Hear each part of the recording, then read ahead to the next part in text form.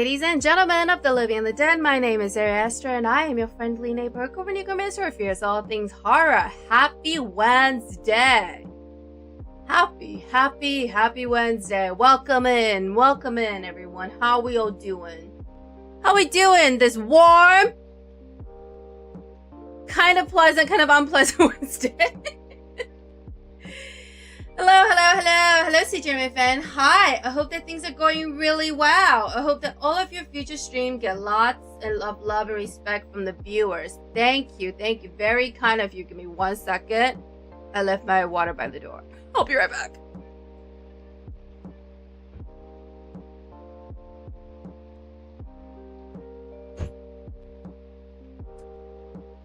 I'm back. I don't know why I left it by the door. I was like, oh yeah, I filled my water, I'm ready to go. Left it by the door. It was silly like that. Thank you. Very kind of you to say. Your starting screen feels iconic. I know. I'm so afraid of change. I've had this same starting screen since I started streaming. So it's what? Almost 2 years old at this point, but I like it. It's cute. So I kept it. Yeah, I think it's cute, so I just keep using it. I don't know if I want to get a new one. It's like low-key Sanrio coded, and I really like it. So I keep it like that. Yeah, I don't know if I'll change anytime soon. I can't think of any other opening screen I would want to have. You know what I mean? Hello, Soulwave. The music is nice. Oh, thank you. It's to balance out all my screaming and shouting and yelling and generally being angry at everything. When I was picking my background music, I was like, I could go something really energetic. But then I was like, I'm gonna be screaming and yelling and just generally being angry a lot. So maybe I need something really chill to balance it out. So that's how we end up with this like cool cafe lo-fi vibe. I think there's supposed to be rain sound in it too, but you can't really hear it. Yeah. But thank you. Hello, One Brain Cell. What's up? Welcome in. How are you doing today? Should have brought a fan into this room. I'm melting. It is so hot. What's the weather like right now? It's only 70 degrees. Feels like it's 80. To be fair, this room gets a lot of sunlight during the day, so it is really, really warm. It gets really, really warm. You know, likey, but it is what it is. My computer is here, so I can't really stream anywhere else. It's Happy St. John Baptist Day. It's a Canadian holiday. Who's John Baptiste? Let me Google this person. Hold on. Oops. There we go. You guys saw Elon Musk's face when I opened what is this thing called? When I open the Microsoft Edge. Yeah, who doesn't want to see Elon Musk's face? Definitely me. Okay, who is St. John Baptiste? Am I saying that right? I feel like I'm saying that wrong. I feel like I'm saying that wrong. But it's too bad. St. John Baptiste Day. French. Peut-être la St. John Baptiste. I think. Maybe. Also known in English as St. John the Baptist Day, is a holiday celebrated on June 24th in the Canadian province of Quebec. It was brought to Canada by French settlers celebrating the traditional feast day of the Nativity of Saint John the Baptist. Oh, who's that? Google that too. It was declared a public holiday in Quebec in 1925, with public financed events organized province-wide by a committee organized to Tour de la Fête Nationale du Bidet. That I don't know. I don't speak a word of French. I'm sorry if I butchered it. But according to chat, France isn't real anyway, so it's okay for me to butcher a fictional language. What do people do on this day? Is there anything special that goes on Saint John Baptiste Day? Let's see. Wikipedia says there's parades, bonfires, fireworks, feasting, drinking, musical concerts, flag waving, patriotic speeches, contests. This is like 4th of July in America, but like French and Canadian. I don't know. Do you guys host barbecues on Saint John Baptiste Day? The Nativity of John the Baptist. Who is this person? Oh, he's from the Bible. I should have known. He's a saint. Of course, he's from the Bible. Oh wow. There's this Wikipedia article is very long. Very, very long indeed. What is his accomplishments? Religious services. I see. All right. This is his when he was born. Let's see. The sole biblical account of the birth of John the Baptist comes from the Gospel of Luke. I'm sorry, I'm not Christian, so this is all quite foreign to me. John's parents, Zechariah, a Jewish priest, and Elizabeth were without children, and both were beyond the age of childbearing. During Zechariah's rotation to serve in the temple in Jerusalem, he was chosen by Lot to offer incense at the golden altar in the Holy of Holies. That's a tongue twister. The Archangel Gabriel appeared to him and announced that he and his wife would give birth to a child. I see, this is where he comes from. He's a gift to his parents as a result of Zechariah's obedience to the command of God. I see. I see. Very interesting. We go to the fair and fireworks and swim on the beach. No barbecues though? Sounds like you guys need to include barbecues. I'm just saying, barbecues is a fine way to celebrate any national holiday. Except... Actually, I can't think of any that's not good for barbecues. You can have a barbecue on Christmas. Maybe cold. They do barbecues on the other side of the world. Barbecue on Memorial Day, excellent choice. Barbecue on New Year's Day, also excellent choice. I say all of this, but I have never ever hosted a barbecue because I don't own a grill. It's fine. Thank you. You know, we live in America, and everyone in America thinks they are the center of the universe, and I am no exception. That sounds so bad. Do you guys get like awesome sales on St. John Baptiste Day? I grade how important a holiday is by how big of a sale you get in stores. I'm just saying, it's an important indicator. Because capitalism. You can barbecue, but not many people do it. How very Canadian of you all. I don't know. I've never been to Canada. Even though it's close. And I can probably drive there if I really, really wanted to. But I have never been to Canada. I've heard it gets really cold in Quebec.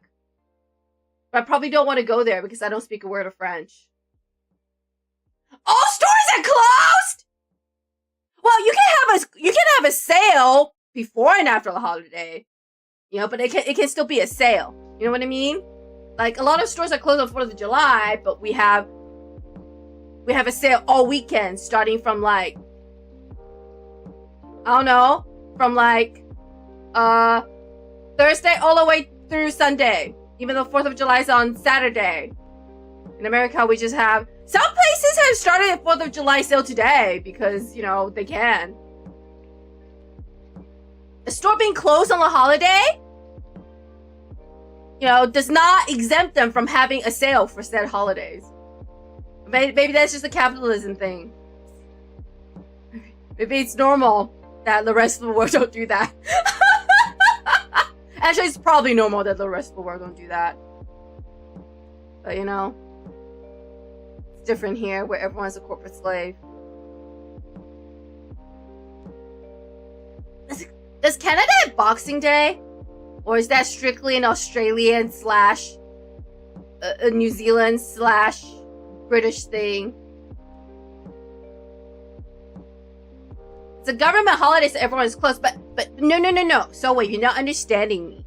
Just because the stores are closed on the holiday doesn't mean they can have sales in the name of the holiday. You know what I mean? Like, stores in America are closed on Christmas. Doesn't stop the stores from having Christmas sales from like December 22nd all the way through December 24th. I'm not saying that's normal. I'm just saying that's what I meant when I say, are there good sales? Also, you guys close stores on government holidays?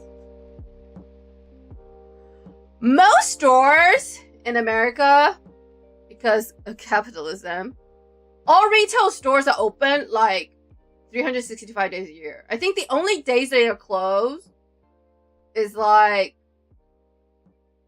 Thanksgiving and Christmas Day.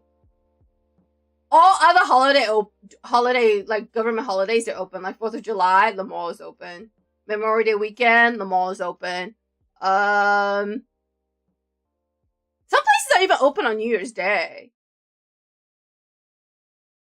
And like Thanksgiving, some places are open half days, like the grocery store. Yeah. It must be nice in other places of the world where a federal holiday or government holiday actually means a government holiday. I don't know, man. I don't know why everything is so like corporate here and capitalist here. I worked for Burger King when I was younger, and we were literally closed one day a year, and it was Christmas, and people were so mad we were closed on Christmas. And I was like, what do you mean? They're like, you should be open on Christmas. What if I want a burger on Christmas? I'm like, make one at home? I don't know. Like, it's a little sad if you want Burger King on Christmas. I'm just saying. You know? I mean, there's nothing wrong with wanting a flame grilled burger for your holiday, but like, Burger King on places? Really?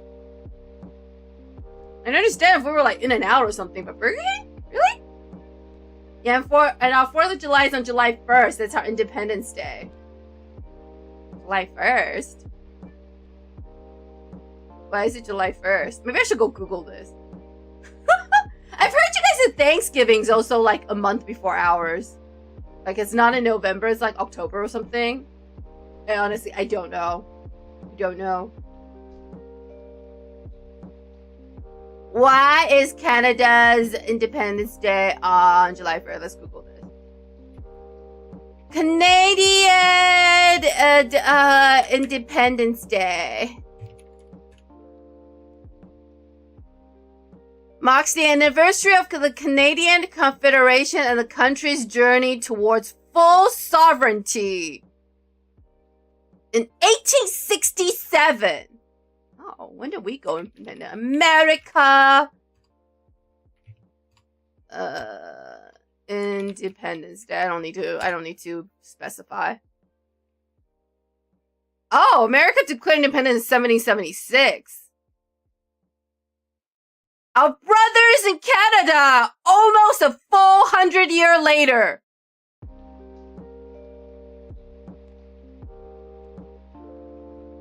90 days later.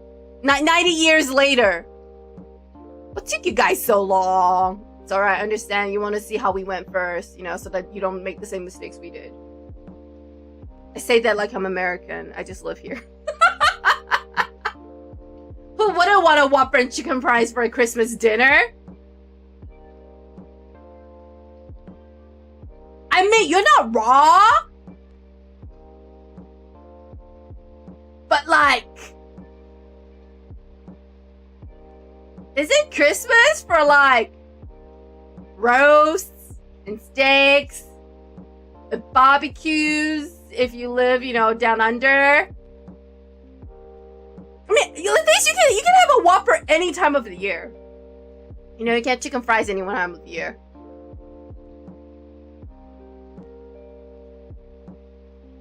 So, I'm just saying. I think you probably make chicken fries at home with chicken fingers. Or something. Do you guys like the Whopper? I've made so many Whoppers in my life, but I've never had a Whopper.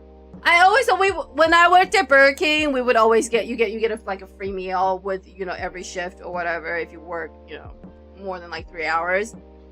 I've never gotten a Whopper. I always got their chicken sandwiches. So I have never eaten a Whopper in my life. And I don't know why. Do you guys like it? On a scale of like 1 to 10? Is it good? Like, where does it rank? Like, above Wendy's?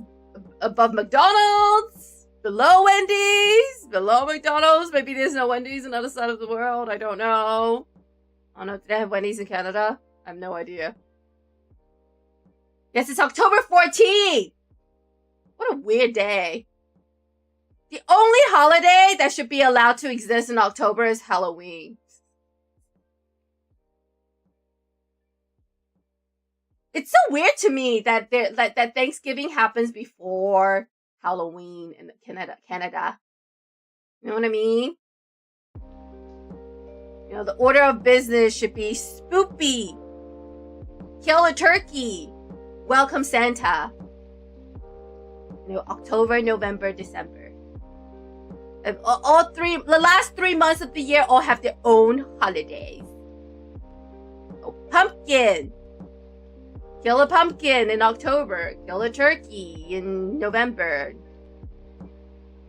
Maybe don't kill a Santa in December. But if you do, don't tell anyone. I heard though, if you accidentally kill a Santa, you have to become Santa. So I don't know. Maybe that's what you want. Maybe that's what you want in life. Maybe that's your goal in life. Maybe that's your career choice. I am not one to judge.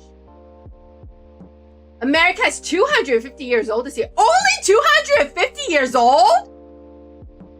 Why do I feel like America's been around forever? Well, to be fair, it has. It was just under British rule, I guess. So what you mean is, America as an independent country is 250 years old.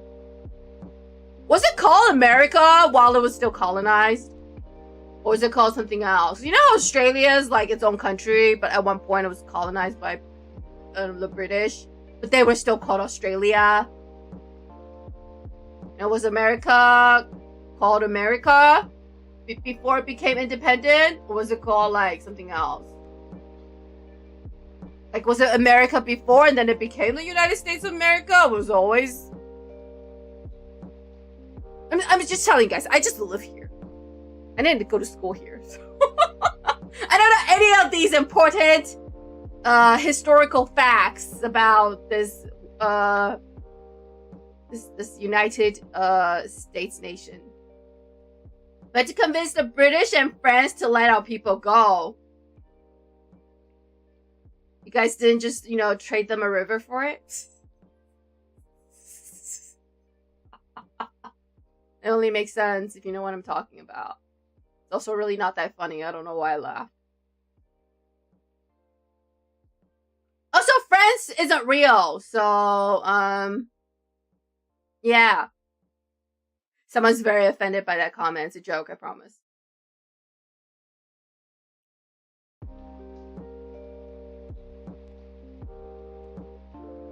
Is it it true that in Quebec people speak more French than English? I've been told that if I ever go to Canada, don't visit Quebec because like people look down on you if you don't speak Francais, Francois, Francais. I don't speak a word of French. I know how to say oui, au revoir, and mademoiselle, monsieur, madame. That is the extent of my French skills. So I don't know. Someone was telling me. It's like if you don't speak French, don't bother going to Quebec. I've never been to Canada. I should go. I say that like I have time or vacation, hours, days to go to Canada. I don't. Wow.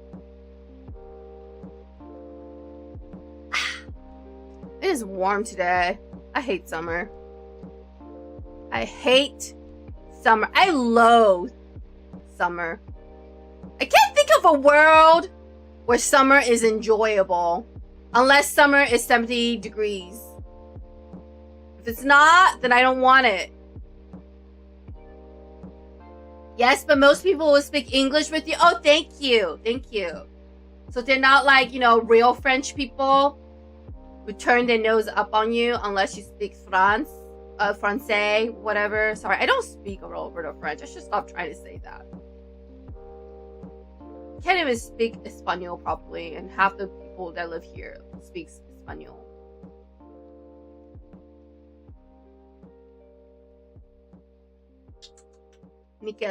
Sorry, I gotta get our deer murdering situation going. This is our enemy for this Guild Wars. It's this giant deer made of land, I think, or trees. I don't know which. But we're burning it with fire. It's a very fun time it's a very fun time for me, as you can all tell. The fromage is one of the few French words I know. It means cheese. What kind of cheese? I love cheese. Le fromage.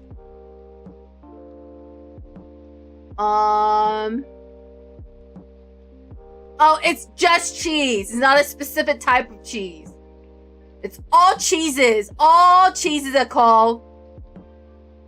How do you pronounce this word? Hang on. How to pronounce fromage?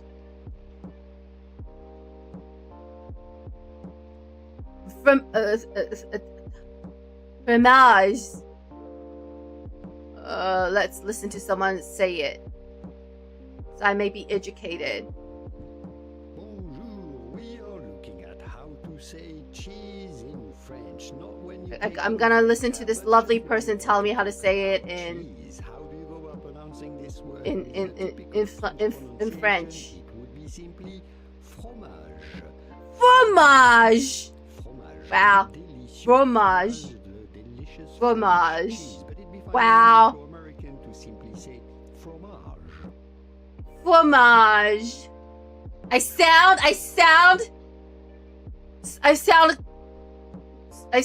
smarter already now that I know how to say fromage. You know, I feel like people think, I mean, obviously French cuisine is very delicate. It's very technique intensive, and there's a lot of, you know, technique involved. But I feel like part of the reason French cuisine is so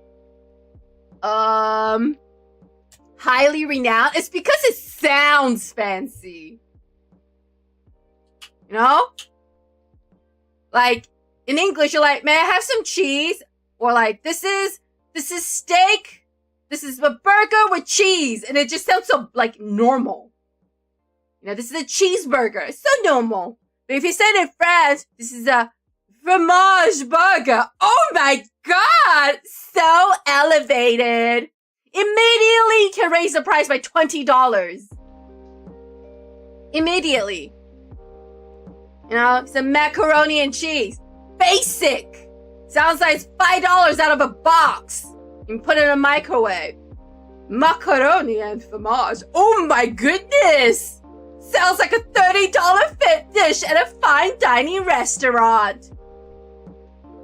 You know, I feel like part of the reason French cuisine is so expensive, apart from obviously the years of training that's involved and technique, is because it just sounds fancy. Like, I don't know what a macaroni fromage is. I would be willing to pay $30 to find out. You tell me a macaroni and cheese, like, cool. Good story, bro. You make that at home. Now they speak francophone, which is a francophone, which is a mix of French and English. Oh. Kind of like konnichiwa, what's up? I'm not Japanese. I don't know. What are some other examples? I don't really mix languages. I'm bilingual, but I don't really mix languages. The only time I mix languages, like a word escapes me. You know, like you're speaking in, like, I'm speaking Chinese and suddenly I can't remember the Chinese word for microwave. So I just use the English word of microwave. Even though now, I mean, I do know what it is, but like in that moment, you know, I don't know if other bilingual people share my frustration. Like all of a sudden, you forget the translation of a word. And it's not that you don't know it. It's like your brain in that moment can't pull that data down from where it pulls words from.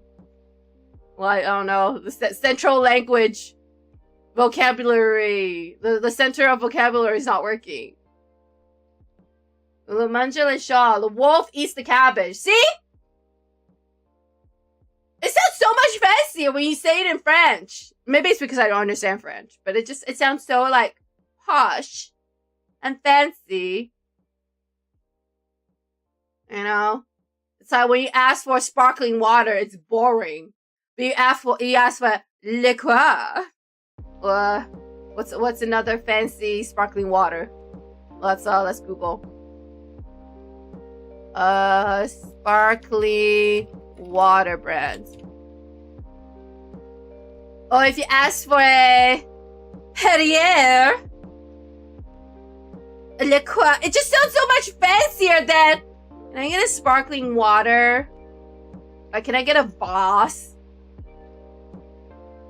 So boring! So basic! Also, it's like, you know, like Italian. When you say it in Italian, it just sounds fancier. Like, can I get a San Pellegrino? Like, wow! What in the world is a San Pellegrino? And it's just flavored as sparkling water. It just sounds so much fancier than, I don't know, a Voss. Or Canada Dry. When you say, I want a Le Croix or a Perrier, immediately you can charge $10 more because it sounds fancy. Yep, like that. I don't do it often, though. Mainly because my parents' English is really, really bad, so I just have to get used to speaking only in one language. But there are words that don't translate over at all. So, sometimes it is what it is. I've heard in Singapore, they mix like 6 languages all together when they speak. Like Malay, Chinese, Cantonese, English. I don't know, and some other languages all together into like a sentence. And I don't know, man, that's crazy to me. I can barely like function on 2 languages at the same time, let alone like 4. Like imagine. Maybe that's why they speak so fast. So nobody can understand them. I've only talked to one Singapore person in my life. I don't know where my like baseline comes from, but that's my impression anyway.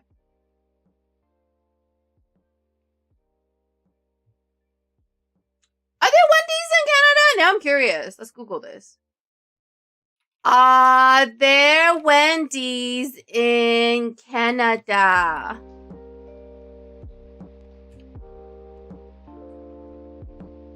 Oh, you guys have Wendy's in Canada too? I don't even eat Wendy's that often. I don't know why. I'm like, oh my god, I eat Wendy's like once every 3 months. I used to eat Wendy's a lot because it was right by my office. But now I no longer am in that office. So there's no longer a Wendy's close to me. And I don't like to drive during my lunch. So I've not been. Yes, we do.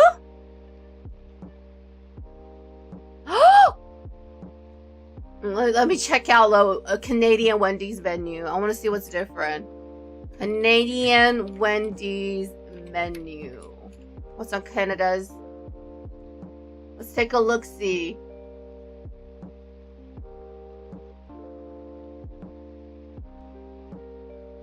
Sure, whatever. Take my data, Wendy's. You guys have dill pickle sandwiches? I don't even really like pickle that much, but you guys have dill pickle sandwiches? It's kind of cool. I don't think Americans will like that very much, unless it's in the South. I feel like liking pickles is kind of like a Southern thing. I don't see pickle-themed stuff very, very often in like the West Coast and East Coast. Nothing's the same. Oh no, it's not the same, Soul Wave. We don't have dill pickle sandwiches, dill pickle chicken sandwiches in America.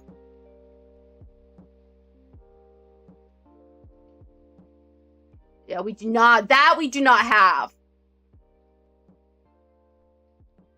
You guys have strawberry salad? We don't have strawberry salad, I don't think. Or maybe we do and I just never seen it. And I wasn't paying attention. You guys have French toast sticks? Oh no, this menu is not the same, Soul Wave. We don't have poutine. And we don't have French toast sticks. We have a Cinnabon pull apart though, that we do have. You guys have poutine?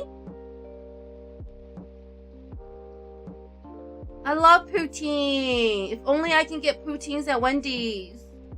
Wendy's, are you listening? I feel like you should implement poutine into your American Wendy's menu. I'm just saying. I'm just saying. You know, it's very important to me. With a Mary Brown's, our version of Popeyes? The Southern Chicken Place? You know, I always see ads for Popeyes. And for the longest time, I have never seen a real store. And like about a month ago, when I went to a different part of town that I'd never been to before, I finally saw a real live Popeyes. I did not go inside though, because I was heading to a udon place next to a supermarket I was going to. Do you like Mary Brown? So wait, I should try out Popeyes. Hello Muto, how's it going? Welcome in. What's your feeling about Wendy's, Muto? Sorry, I just assumed you know what a Wendy's is. Do you guys... Is there a Wendy near you?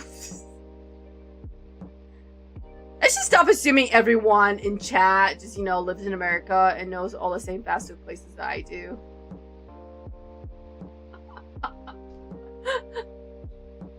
Oh, I don't know why I do that.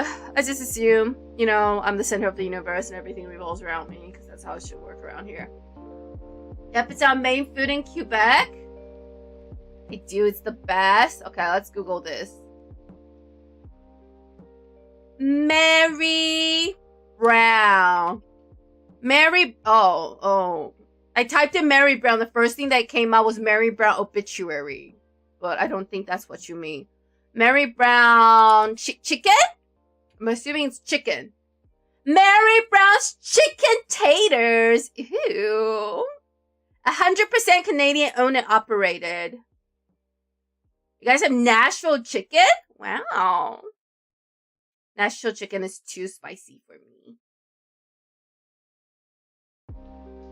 Menu pricing differs by province. Select your province to get started. None of the above. None of the what? With that's a what?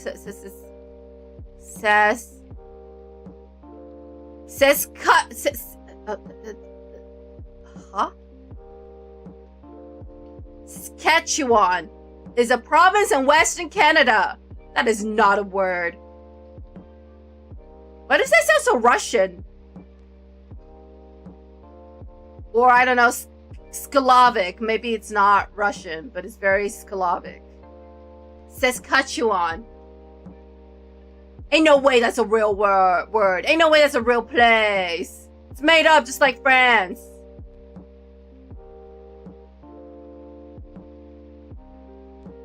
It's west of Alberta.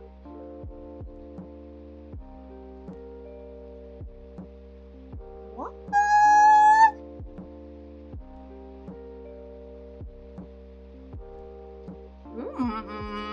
Let's take a look-see. Interesting. It's a landlocked province. Made up like Wyoming? You mean Rhode Island?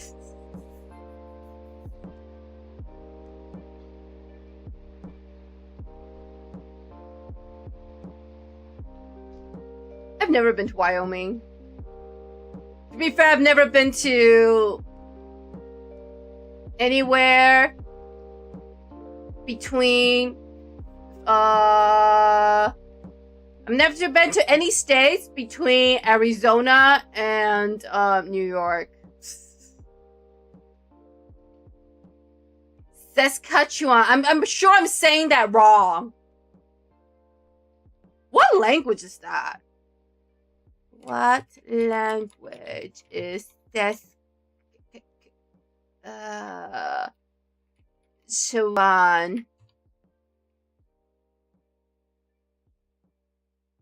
I'm not asking you what the official language is. I'm asking you what language and they come from. Okay, here we go. The name of province Saskatchewan is derived from the Saskatchewan River, known as Swift-flowing river in the Cree language. Wait, like outer space? Like in Marvel? Oh, JK.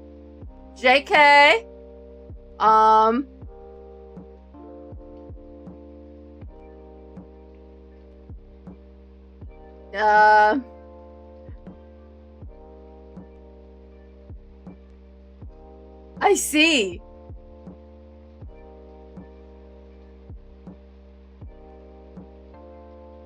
It's a Algonquian language spoken by over 10,000 Innu in Labrador and Quebec. Labrador? You guys have a state named like the dog? Or is the dog named like the state?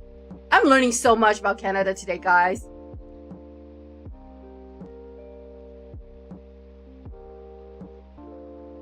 Wait, is the Labrador dog named after the state? Or was the state named after the Labrador dog? This is very important information that I absolutely need to know. Speaking of Wyoming, what's special about Wyoming? What is special about Wyoming?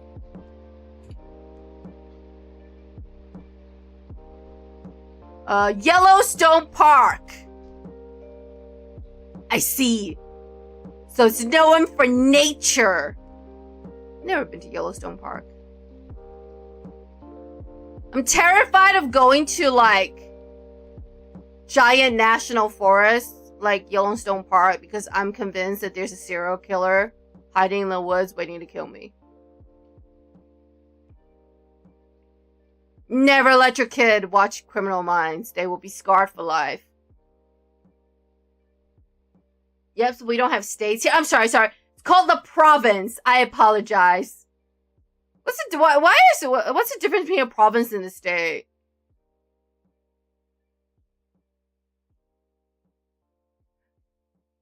What is the difference between a province and a state. Okay, let's take a look-see. Difference between province and state. As defined by, I don't know, whatever this website is.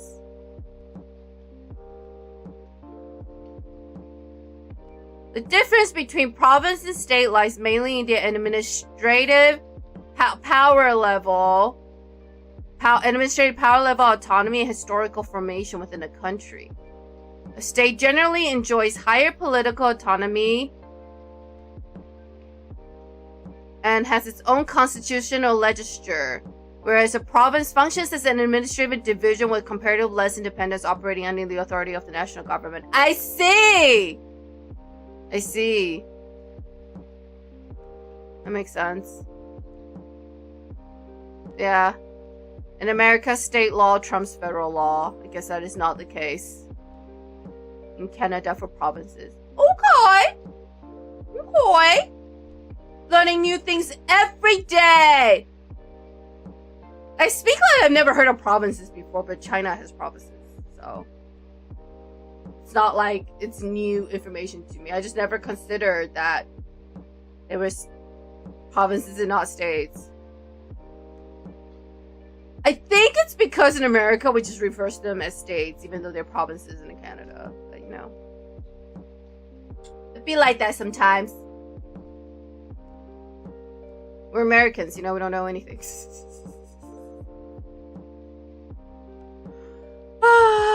Why am I like this?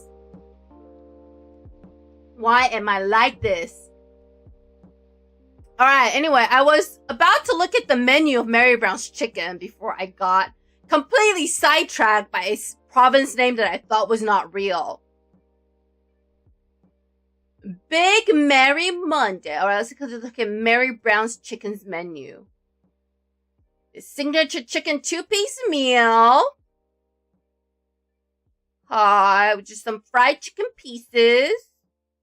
See some wings and some legs. What else you got? You guys have chicken sandwiches. Snack wings. Okay, that's kind of cool. What's this? Mashup bowl. Wait, why don't we have this here in America? This sounds delicious. Creamy mashed potato topped with our house-made gravy, honey barbecue seasoned chicken poppins, and crispy onion bits. That sounds bomb.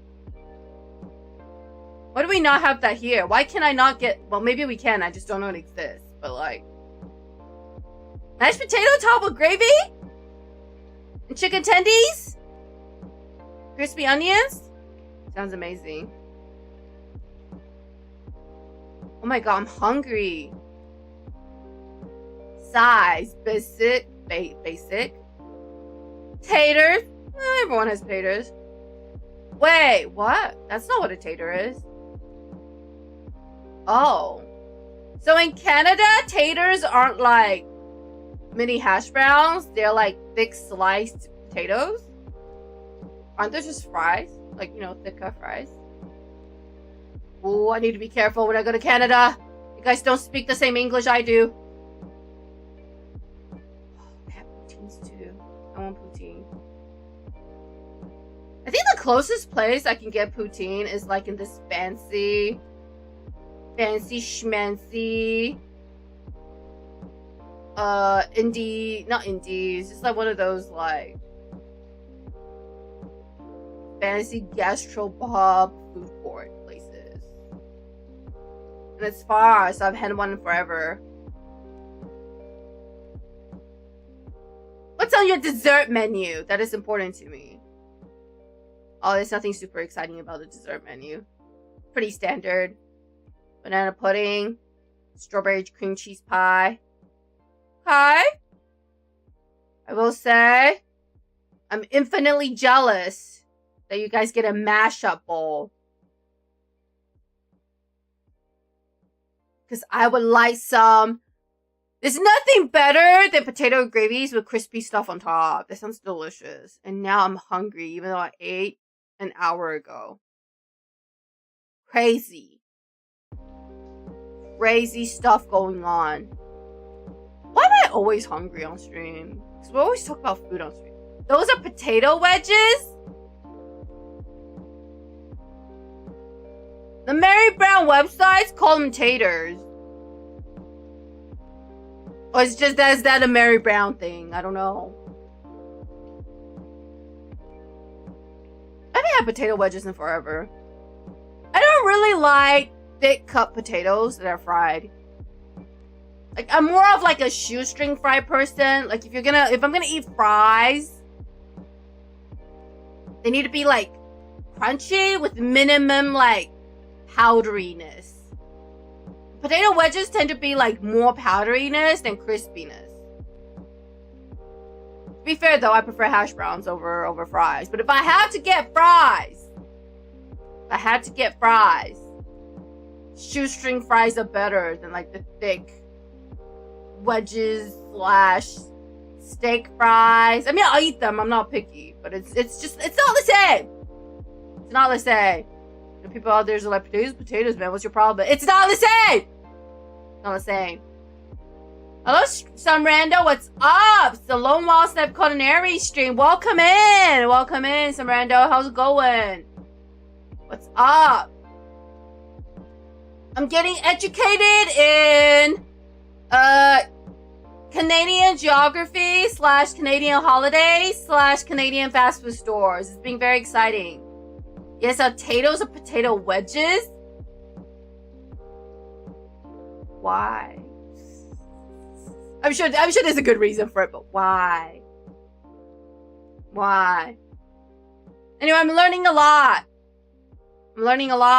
Like the fact that you guys also have Wendy's and your Wendy's serve poutine, which is unfair because American Wendy's don't have poutine and we should.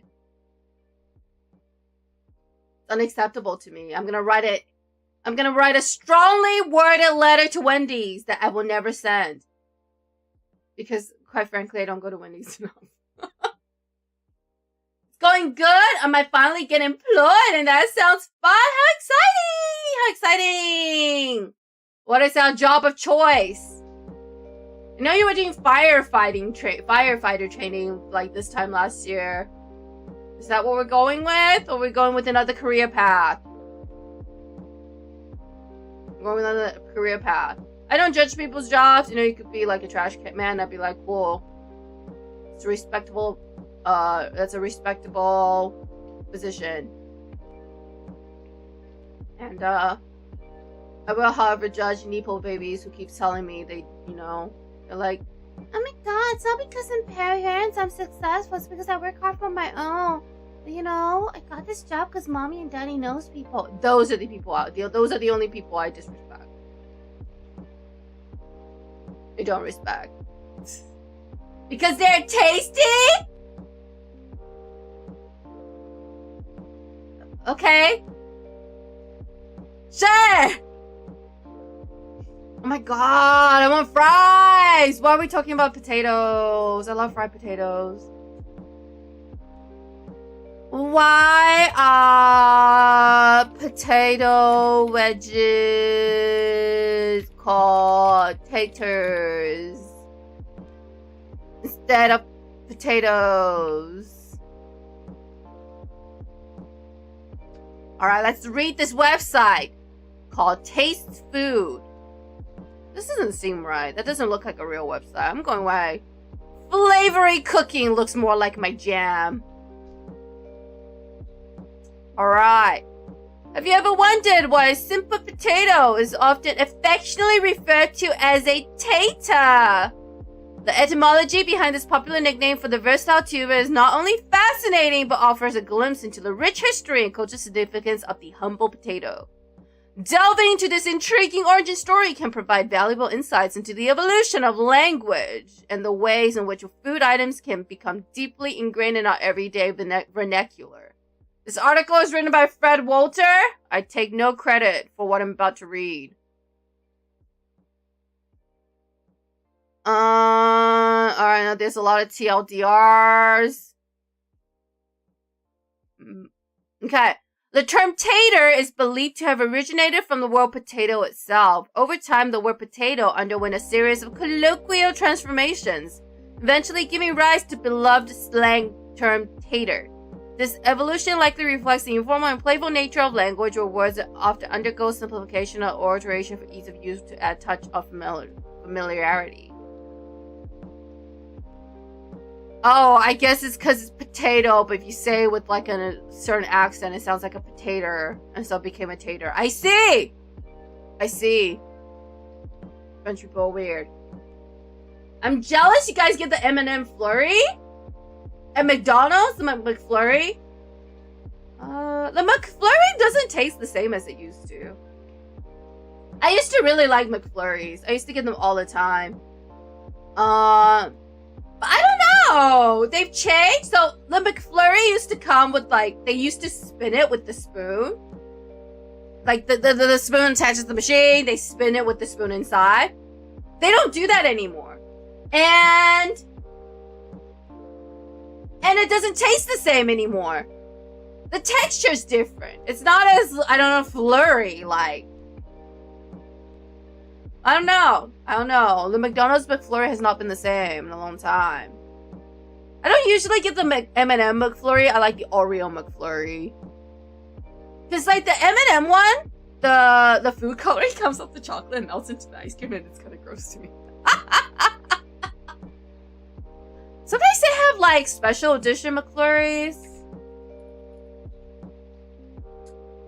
I don't know if there's any special ones right now. They had that purple one for a while. No, it's only Oreos McFlurry and M&M's McFlurry right now. There's no special limited edition McFlurry right now. I think there was like a holiday McFlurry at one point. And there was like the St. Patrick's Day peppermint one for a while. I didn't like it. I got it. It was okay. It wasn't bad, but I wouldn't go out of my way to get it again. And now Olive Garden's a Eastside Mario. Wait, you guys have Olive Garden? I love Olive Garden. I know it's not real pasta, whatever. But I love their breadsticks. The breadstick is so good. What's the Eastside Mario? Eastside Mario.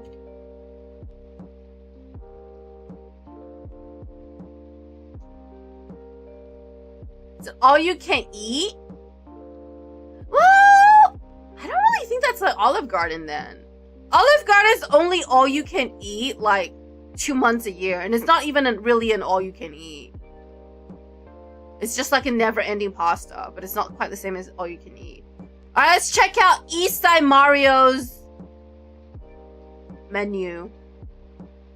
I love looking at restaurant menus. It makes me so hungry, but I can't stop. Food menu. What do you guys have? Crispy chicken bacon rosé. That actually sounds really good. Ultimate Canadian, which is pizza. What else have we got? Buddha Boomers. Oh, what is this? Deep fried pizza dough tossed in garlic and Parmesan Romano. Oh, that sounds delicious. Cheesy spinach dip. Sounds delicious also. Some gnocchi fritti. It's pretty standard, I think. What else you got? Got some signature pastas. Linguine chicken tetrazzini. Double bacon carbonara. Okay, these are pretty standard. Scallop carbonara. I can tell you right now, this is nothing like an Olive Garden.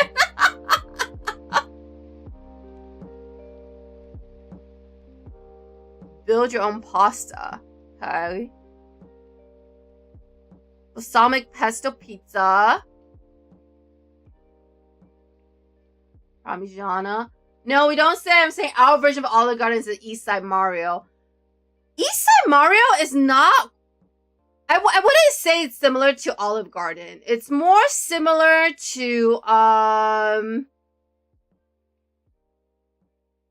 Oh, I don't think that place is open anymore. It's more similar to there used to be a chain store that have a Universal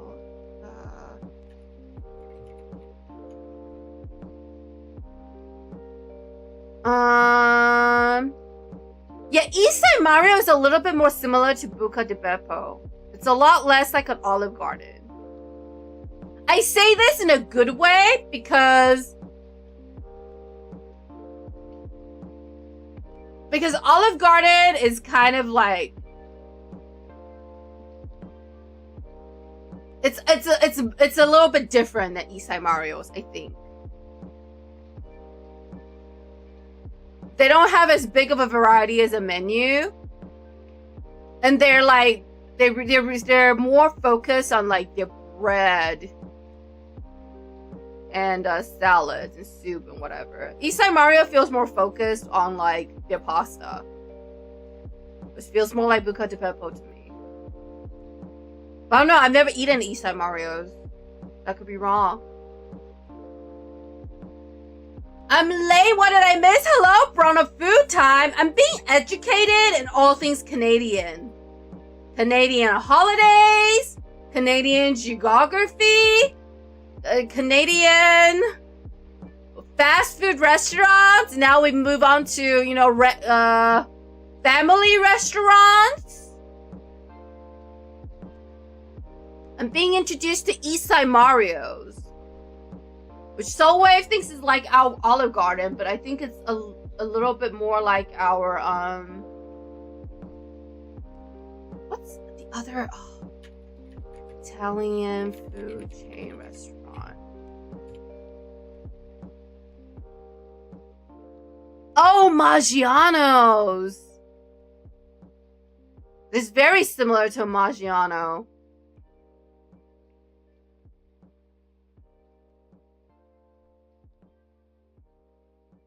Yeah, it's a lot more similar to a Maggiano than a Olive Garden.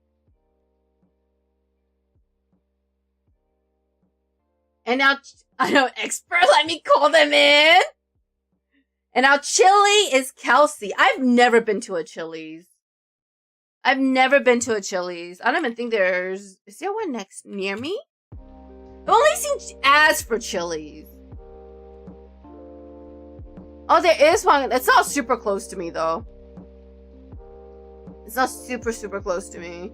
It's like a 30-minute drive. I mean, most restaurants on a 30-minute drive, but this is like a direction I never go. They have the closest Chili to me has a 3 out of 5 on Yelp, which I guess is pretty good for Chili's, maybe.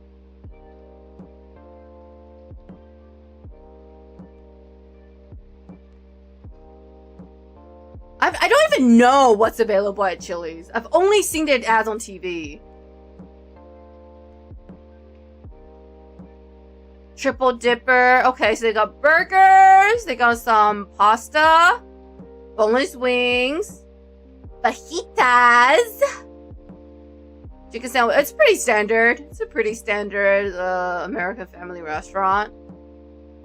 Ooh, they have ribs.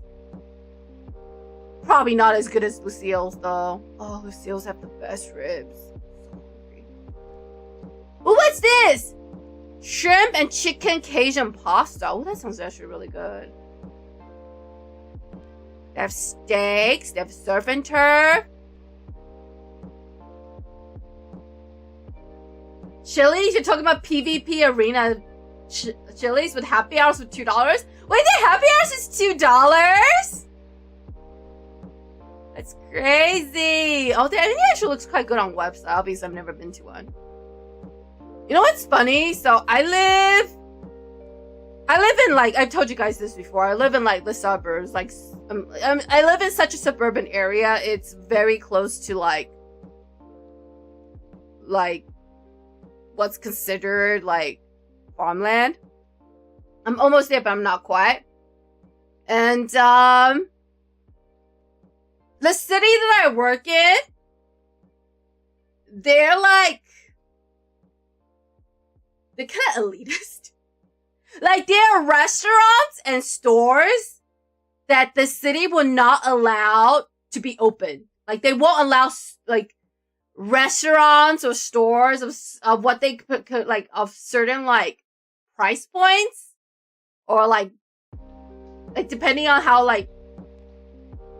the, like, if they're considered budget, they're not allowed to have a store in the city. So for the longest time, the city that I worked in did not have a Walmart for like the longest time. And finally, Walmart introduced their superstores. And then finally, they allowed a Walmart. But regular Walmarts are not allowed to have a store. I know, crazy, right? Crazy. Maybe that's why I've never been to a Chili's, because there isn't one there. I don't know, I just threw a number? Well, according to their website, they have $10.99 combos. I don't know what that means.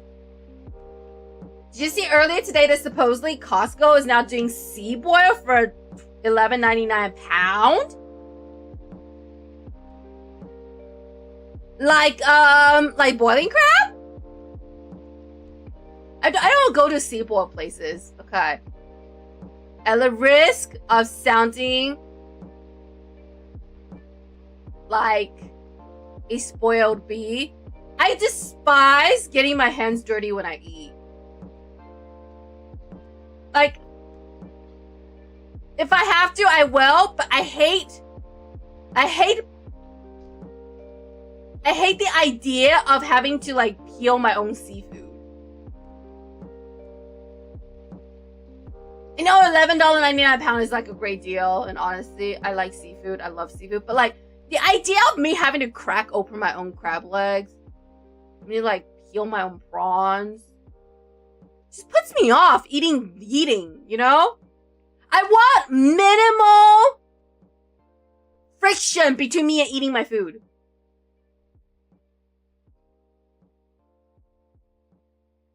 I don't want to put effort into eating my food. Like, I should just be able to eat my food without having to put in effort.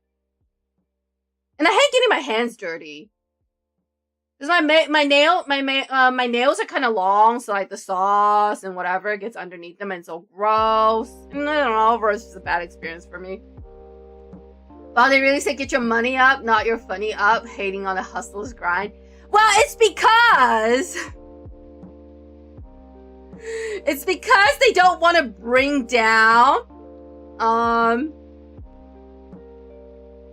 they don't want people under a certain income to move in and bring down the prices.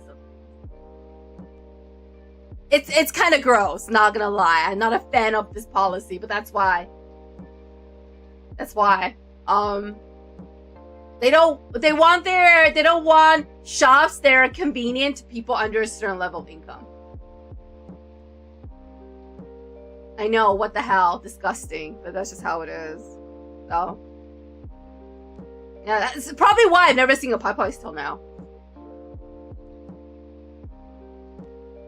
Like a pound of seafood boiled up and packed in a plastic bag. They said it gets all cooked up in 6 minutes. Crazy. Honestly, it sounds delicious, but only if someone else, you know, crack open them seafood for me, because I ain't doing that. I ain't doing that, I'm lazy. So no barbecue wings for you? Barbecue wings are kind of different, because you can use like only 2 fingers. So I hold my wings between my index and my thumb, using like the pad of my thumb, making sure like my nails, like the inside of my nails don't touch the sauce. And I eat it like that. Very carefully as to not get sauce underneath my nails. But seafood's different. You gotta get with seafood. You really got to get your fingers in there to break it open. Wings are different. You just pick it up, and I can use minimal contact between the pads of my finger and my chicken wings. And I just eat it like that. So now you can eat them wings with a fork. Extra bougie. I ate a whole meal with chopsticks.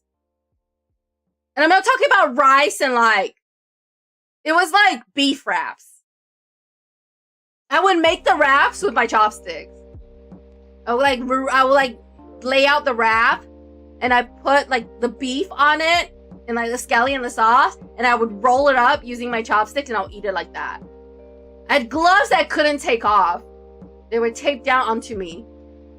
Why? I don't remember, but I couldn't take the gloves off. So I ate the whole beef wrap meal. Why they were not rewrapped? We were at this Chinese restaurant that specialized in, I don't know, Peking duck or whatever. And I couldn't take off my gloves, so I ate the whole meal with chopsticks. You know, when there is a will, there is a way. But I still refuse to dig my fingers into seafood because it's just, I don't know, it's gross to me. You're supporting Big City just for that replacing HOA in your neighborhood? Rondo, what makes you think there is no HOA in my neighborhood? In my area, like the part of the state that I live in, it's almost impossible to find a place without HOA. Almost impossible. Unless you find like a really, really, really, really old area. Like I don't think there's any place near me within like the 20-mile radius that doesn't have an HOA. Yeah. It's crazy. I hate it here. Yeah. We have to get HOA approval if we want to paint our walls and our roof.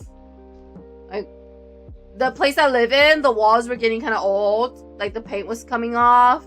And so we want to get it painted. And we had to submit a request to the HOA. And so they can give us our okay to, like, paint our walls. And they send us a letter if they think our front yard is not up to par. So like during COVID, we couldn't get a gardener to come out and mow the lawns for like 2 months, and they sent me a letter being like, hey, you need to figure out your front lawn. And so I like called around till I found a gardener that's willing to come mow along. Princess Aries back, a way to bring out the food servants with silver utensils and gold plate. Yeah. I don't like touching my food. Okay, that's not really true. Because like sushi, actually no, I eat sushi with chopsticks. I lied. I eat sushi with a chopstick. I lied. I mean, there are food that you have to eat with your fingers. Like you know, a burger. I eat a burger with my hand like a normal person. I just don't like the idea of digging my finger into things. That's why I don't really like seafood boils. That's why. So. And like this, I don't know, the sauce gets everywhere. It's just so much effort to get to my food. Like a burger, I pick it up, I eat it. Seafood boil, I have to like dig around. Like, why? I don't get it. It's so much work. I'm a no sushi chef master over here. I'm sorry, I underestimated you. Yeah. Never underestimate me with my chopsticks. I can eat all sorts of things with my chopsticks.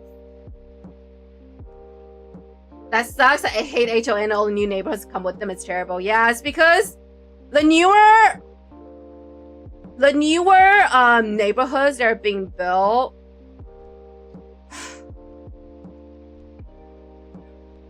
having an HOA means they can make a lot of the money back even later. Like, it's just a constant way for them to get money. And it's also a way to gatekeep.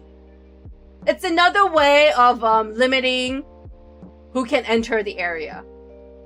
It's basically redlining without redlining. We don't have HOA in Canada? You guys don't have like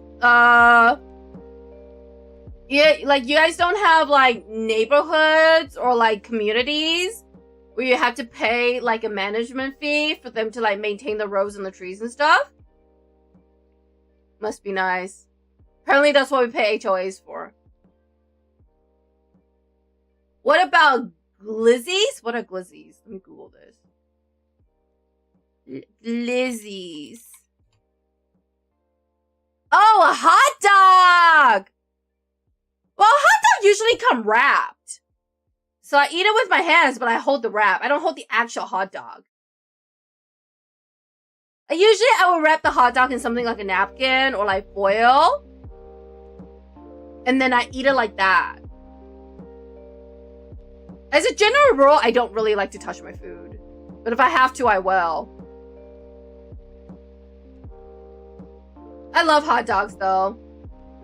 And you can't beat Costco hot dog, man. It's like $1.99. It's Hebrew National. Delicious. Yum. I love hot dogs. It's so bad for you though. It's so bad for you. I got called out because I had my trash can in front of my house, not even overflowing, just sitting there. I hate them so much. Yeah. They don't like anything that makes the outside appearance of your house messy. It's really annoying. Our HOA is not super bad. There are HOAs like near us that's far worse. Must be nice to live in Canada. The glitzy gobbler. Okay. Okay. If you got a hot dog and you couldn't get condiments on it, like no ketchup, no pickle, no mustard, nothing, would you eat the hot dog plain or would you just not eat the hot dog? I have friends, and there are people that I know that literally cannot eat hot dogs without condiments. Like, I'll eat it without condiments. I don't care. It's like, you know, if there's no ketchup, no mustard, no pickle, no onions. I don't actually like onions on hot dogs. Like, I'll eat it with just a bun and the meat, whatever. The hot dog has taste, so it's not like... And the hot dog's usually juicy, so it's not like the hot dog's dry. But I have friends who like will not eat a hot dog without condiments. I say this because they, you know, they're willing to walk 20 minutes back to get condiments, and I'm like, whatever, it's dumb. Why? Just eat it. You know? You know? What do I know? No, we take our own lawn care. No. So wait, I'm not talking about like the lawns in front of your house. The HOA like maintains like the lawns that are not at your house. I don't know if that makes sense. So if there are like trees on the street, like when you're driving around and there's no houses there, but there's like lawns, you know, because it's pretty, and there's like trees and like public roads, those are what the HOA maintains. The HOA does not maintain your lawn. They maintain like the lawns of the park and stuff. That's what I mean. Yeah, in the United States, the HOA doesn't maintain anything that's within your land. They maintain things that's like approximate to you that no one lives at. Their job is to make the community nice, I guess. New York fries, hot dog slab. Yeah, New York hot dogs are pretty good. But LA street dogs are the best. LA street dogs are the best. And like you have to, LA street dogs, you have to have a friend. You have to bring a friend that knows Espanol. It doesn't taste the same if you order in English. You have to bring a friend that speaks Espanol. And they talk to the nice lady at the grill who barely speaks any English. And they make the best street dogs. And it is so good. So good. But it doesn't taste the same if you order in English. You have to order in Espanol. I don't know what it is. I don't know if the abuelas just like, you know, make it better when you speak, you know, Spanish. LA street dogs, man. Like, it's still good if you order in English, but it's better if you order in Spanish. I have to eat plain hot dog when I cosplay, not going to risk getting ketchup on my cosplay. I see. My friends who cosplay just don't eat. They just don't eat. Never mind, Aries a glitzy warrior. I don't have too much of an issue with raw hot dog, but I do want to at least ketchup mayo when I get the option. Like, yeah, I get it. I get you. Like, given the option, I want ketchup and mayo on my hot dog. But if there is no ketchup and mayo, I would still eat it. But like, no, I'm talking, Brotto, my friends will not eat the hot dog without ketchup and mayo.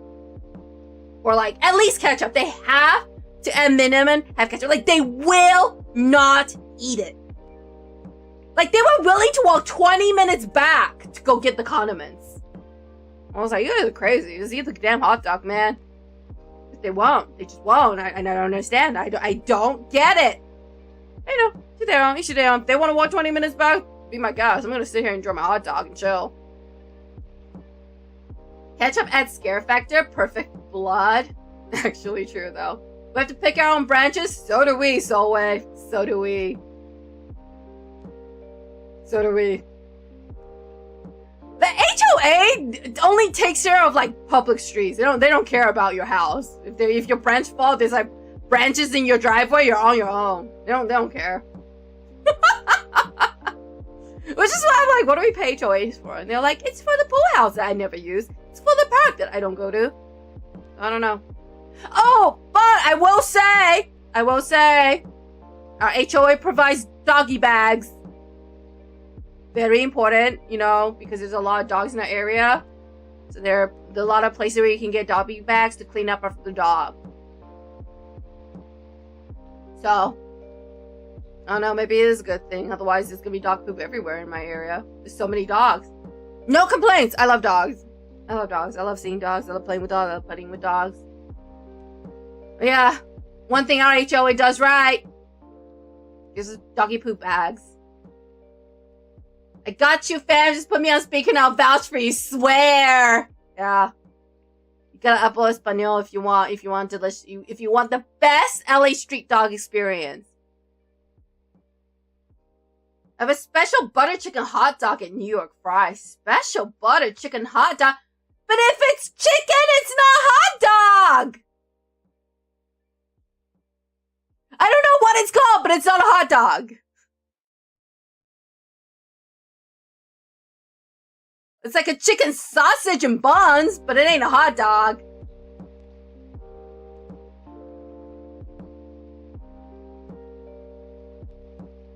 You know what I mean? Or are you talking about butter chicken sauce on top of the wiener?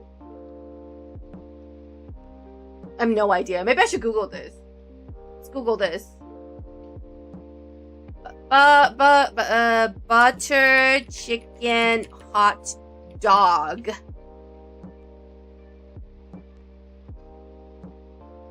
The chicken hot dog's not a hot dog. I know, I'm being elitist here. But a chicken hot dog is not a hot dog. It's a chicken sausage in a bun.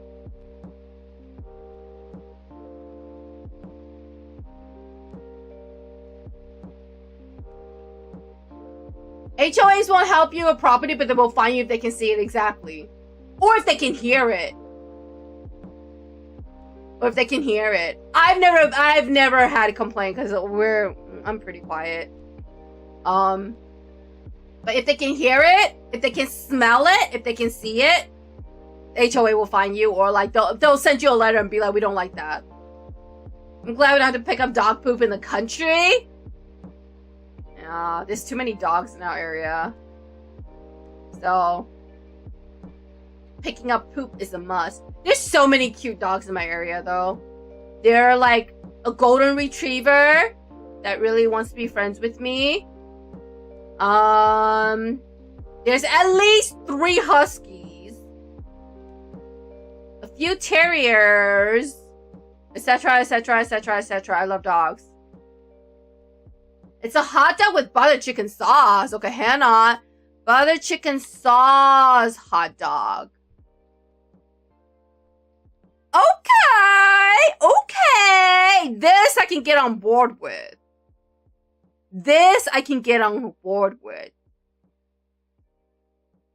That That looks really good. I say that about almost all food because I'm really not that picky with food. Oh, that looks so good. Oh, I'm hungry. I've been saying that all stream.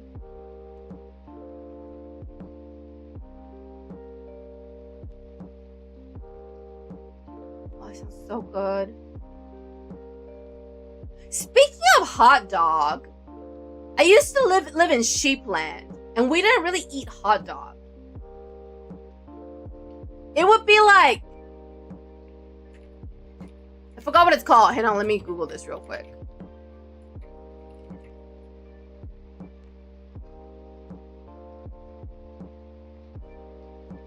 Let's see. What was it called? It was called...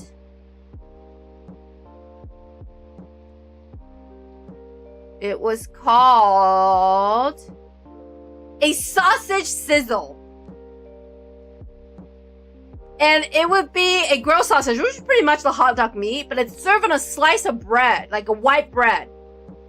So you know how a white bread, a piece of white bread is like a square?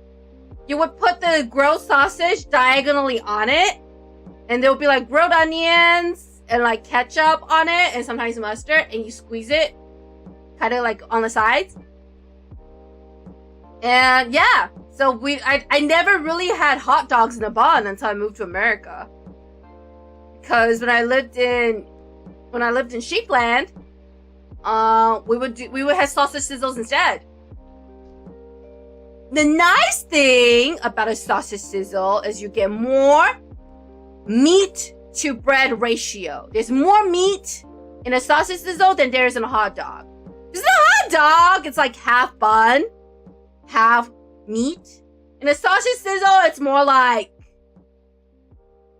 60% meat, 40% bread. Because you know, a sandwich bread is a lot thinner and less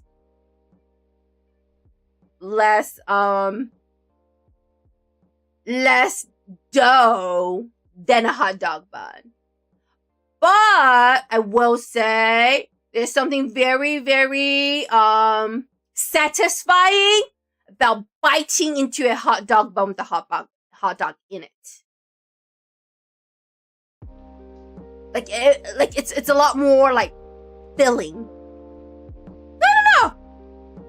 Both are good. Both are good. Both are good.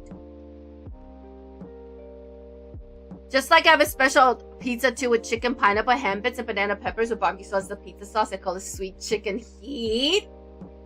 Is it true that Canadians invented pineapple on pizza? I don't understand the hate towards people who have pineapple on pizza.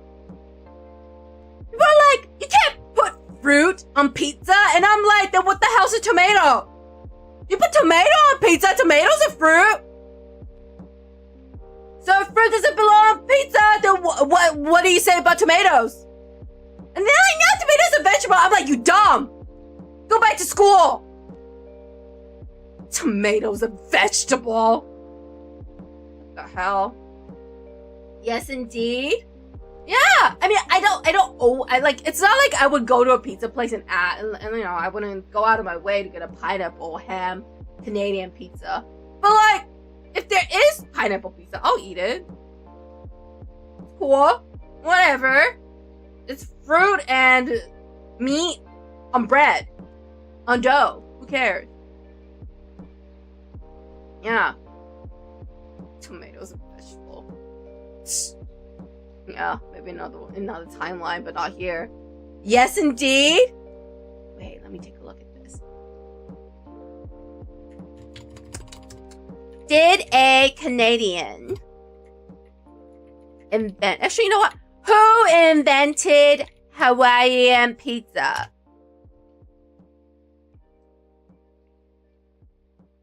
All right. Hawaiian pizza is a pizza invented in Canada, topped with pineapple, tomato sauce, mozzarella cheese, and either ham or bacon. I think ham's a better choice than bacon. Just saying. That's my my take on it. Sam Panopoulos, a Greek-born Canadian, is credited with creating the first Hawaiian pizza at the Satellite restaurant in Chatham, Kent, Ontario, Canada, in 1962. Inspired in part by his experience preparing Canadian Chinese dishes, which commonly mix sweet and sour flavors, that is true, Panopoulos experimented with adding pineapple, ham, bacon, and other toppings. These dishes were not initially very popular. Hawaiian pizza is like super popular in like Asia. The addition of pineapple to the traditional mix of tomato sauce and cheese along with either ham or bacon, ham is superior, later became popular locally and eventually became a staple offering of pizzerias on a global scale. The name of this creation was not directly inspired by the US state of Hawaii at all. Panopoulos chose the name Hawaiian due to using canned pineapple from Hawaiian Pineapple Company. I see! In Germany, Hawaiian pizza is thought to be a variation of the ham, pineapple, and cheese-topped toast Hawaii, originally introduced by Germany's first TV cook, Clemens Wilmenrod, in 1955. In 1957, a Hawaiian pizza containing pineapple, papaya, and chopped green pepper, but not ham or bacon, appeared in Portland, Oregon. Okay. I will draw a line at having papayas in your pizza. Papaya is not a fruit that tastes good on pizza. I'm just saying, on like once it's cooked. Pineapple tastes good when it's cooked. Papaya? Maybe green papaya, but like the orange papaya? It's really not that good warm. But okay.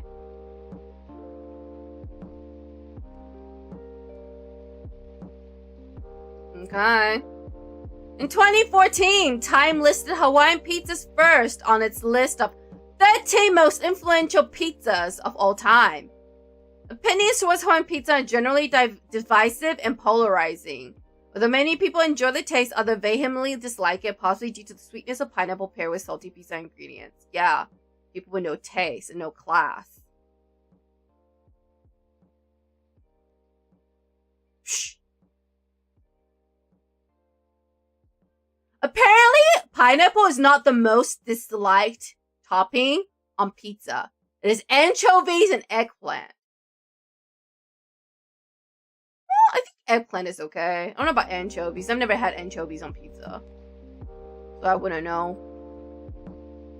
I wouldn't know what the difference is. It's all the same. Isn't anchovies fish? That is anchovies. Oh, it is fish. Do you guys eat anchovies?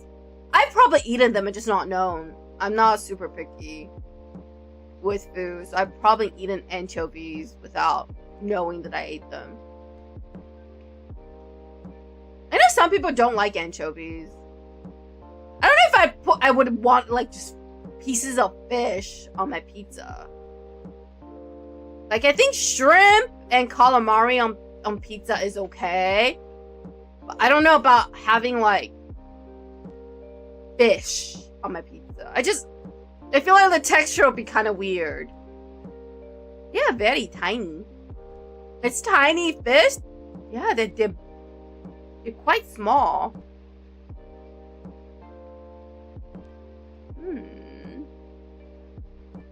I know it's using Caesar dressing, Caesar salad dressing. At least the original, like the initial versions of it. They put anchovies in the Caesar salad dressing. Anchovy dishes. My dad gobbles them up. They look. I guess if you cook them like whole, I can see why people don't like it, because I know like a lot of Westerners don't like the idea of being able to see like fish head and fish tail. It puts them off. I don't care. sticking fish in its hole with the head is like normal in our household. It is a little weird to see like a sliver of just like fish all in its hole on a plate, but whatever. I would still eat it. They're very small. Interesting. They're full of omega-3s, which are supposedly good for you.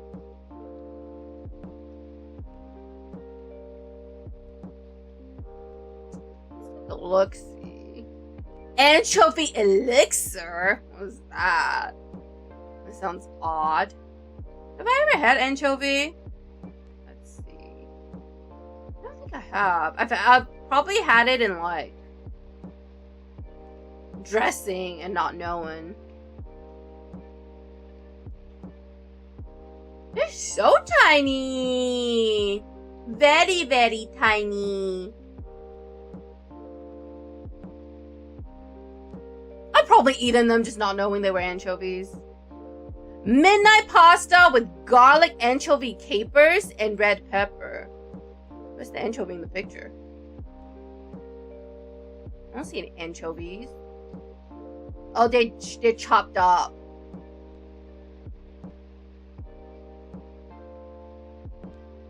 Let me see.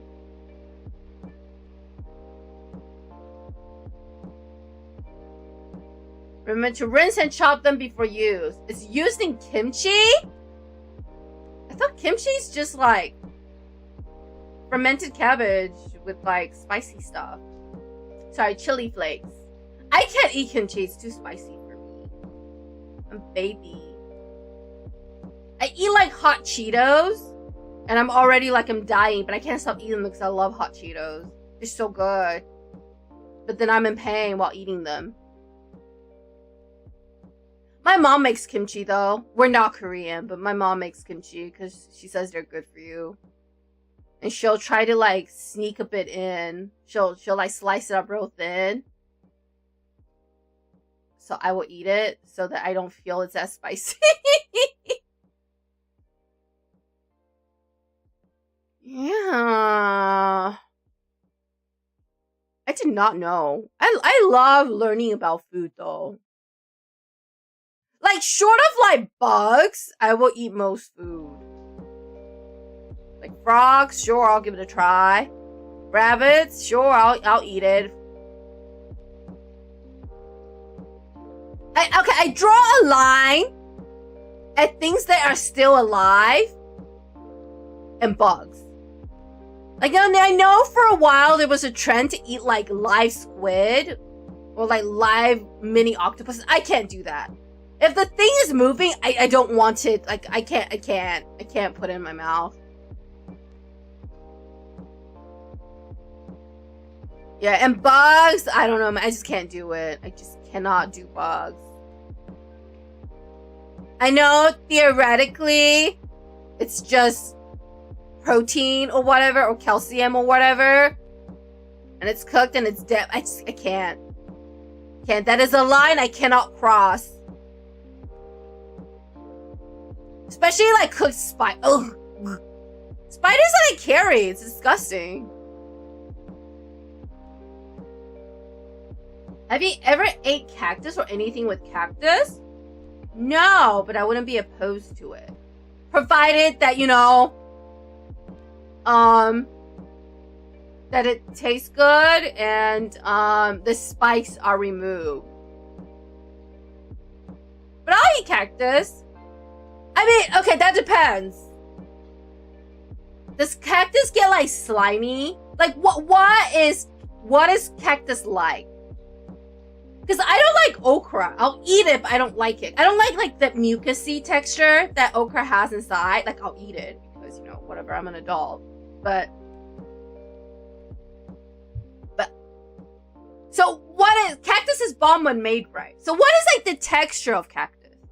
Is it like aloe? Or is it more like asparagus? Or is it more like, I don't know, green papaya? Like what is cactus like? I'm not opposed to it as long as it's not like, I don't know, slimy and, you know, the spikes have been removed. Yeah. I'm assuming they're more like succulent, so they're like more like aloe on the inside, but I'm not sure. I do like chicken feet. Chicken feet's delicious. I love chicken feet. I go to dim sum with my friends, and like we don't order like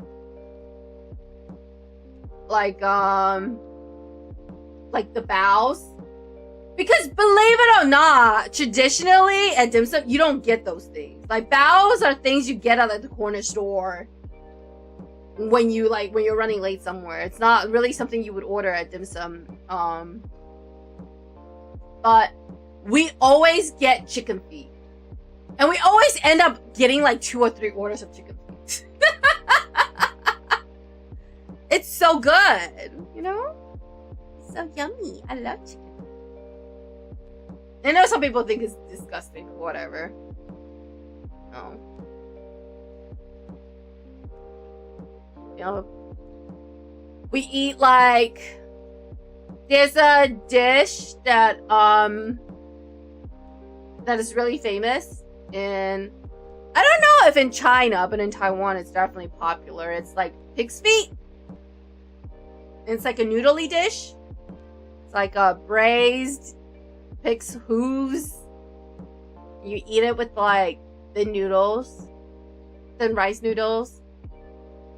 Actually, is it flour noodles? Or I think you can eat both, and it's so yummy. And it's so yummy.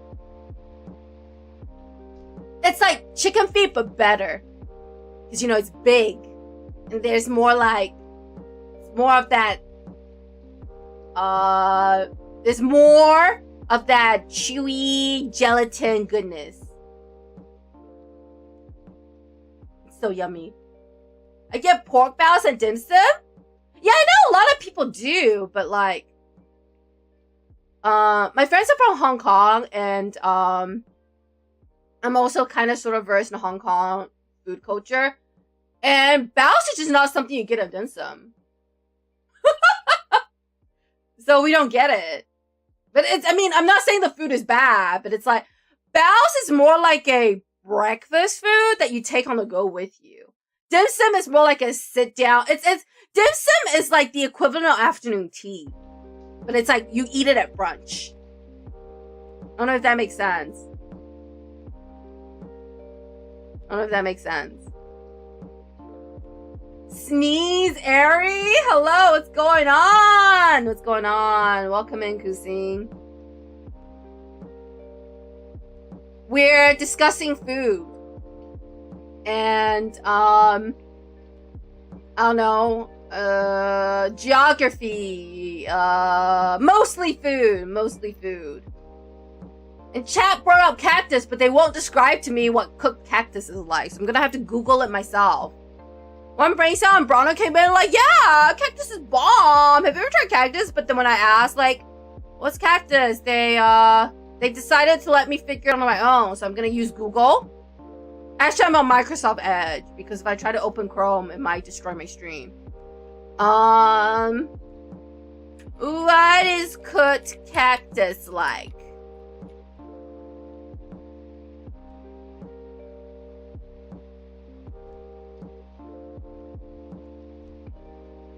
Cooked cactus has a soft yet slightly fibrous texture than many compared to okra. I'm okay with like the outside texture of okra. I don't like the stuff that's inside, like the slimy stuff. But does it look like cactus gets slimy? Let's take a look, see at the dishes. I thought you knew ball. I don't even know where I can find cooked cactus. I don't know if there's any places around me that has them. I don't live very close to the desert. Depends how you cook it. My family usually boils it and seasons it with salt, pepper, and some lemon. Ooh. Okay, let's take a look-see. Oh, it is a little slimy on the inside. Actually, I can't tell if it's slimy or because this guy like... Okay, so it's a little bit like aloe on the inside.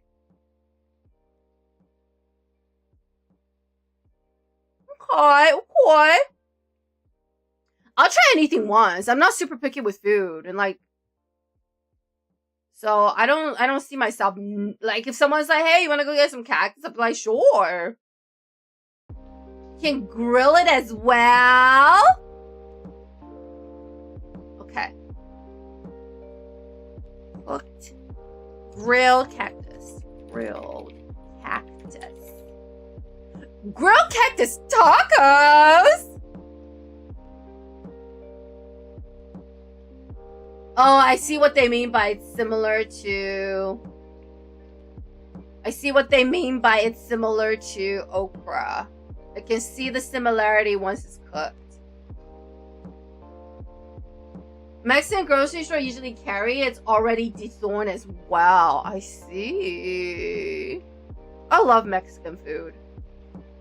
But good night, bedtime. Good night, Soul Wave. I hope you had a good St. John Baptiste Day. Hope you had a good St. John Baptiste Day. Grilling is pretty good as well. That is very interesting. Let's take a look. I see.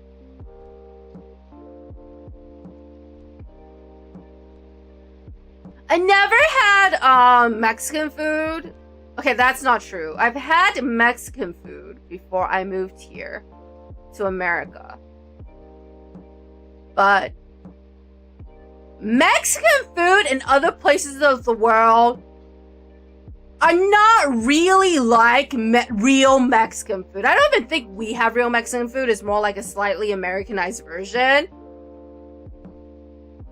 of Mexican food, but it's closer to, I'm assuming it's closer to, you know, what's really eaten at Mexico.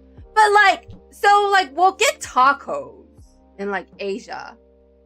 Like I went to Japanese Taco Bell and the meat didn't taste like taco meat at all. It was like this like weird, I don't know if you guys know this, but like Japanese seasoning for meat tends to be like it tend to be a little bit sweeter. They like to add like a little bit of sugar when they cook meat, so it's a little bit sweeter. That's why their curry's a little bit sweeter. They put like honey and apples in it. And it was like this slightly sweet meat. It like a taco shell, but it's not really like, it didn't really taste like a taco. Oh, I have to put in, I've been playing Grand Blue for too long. I gotta type in, I gotta prove I'm a person and not a bot. And then so when I liked Mexican food, but it wasn't like the bomb. But now that I have like much closer to real Mexican food, I love Mexican food. Whatever version we have here.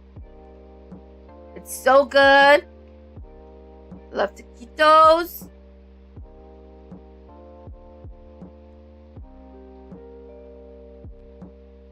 Love taquitos. I love a good enchilada.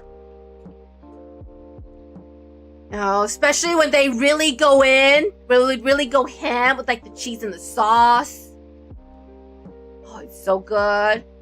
Like before we moved here, someone made me enchilada. I was like, okay, it's just okay. But then when I came here and I had real enchilada, I mean, I probably had a heart attack while eating it, but it was so good. It was so good.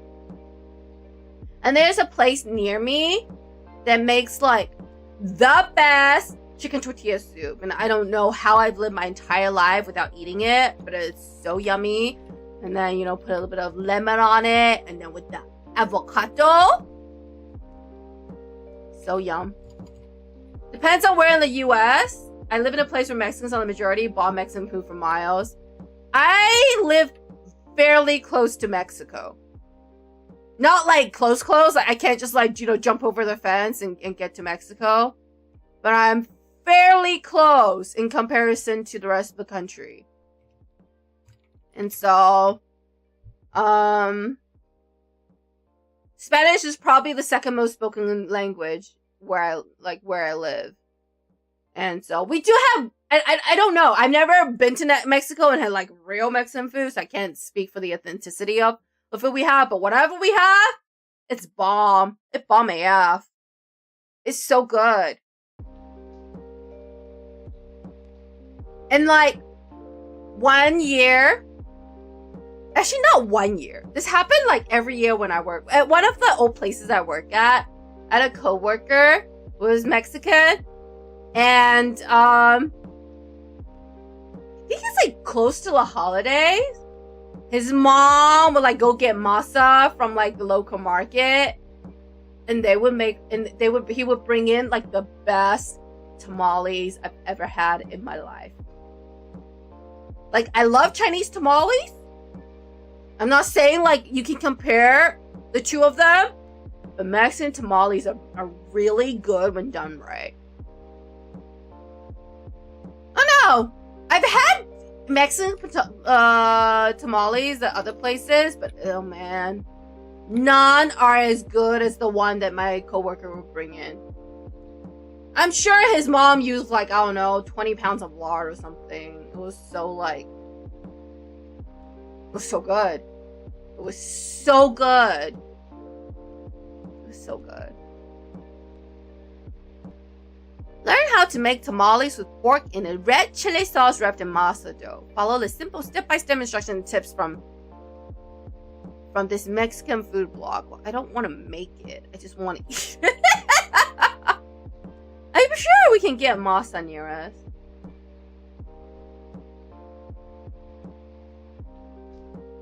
Sounds like you already got authentic Mexican food. You're in the area of original Mexico land.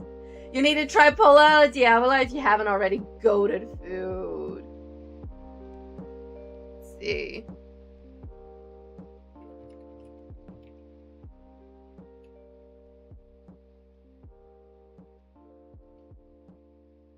Pola al Diablo is a traditional Mexican dish featuring tender chicken simmered in spiky, smoking red chili sauce.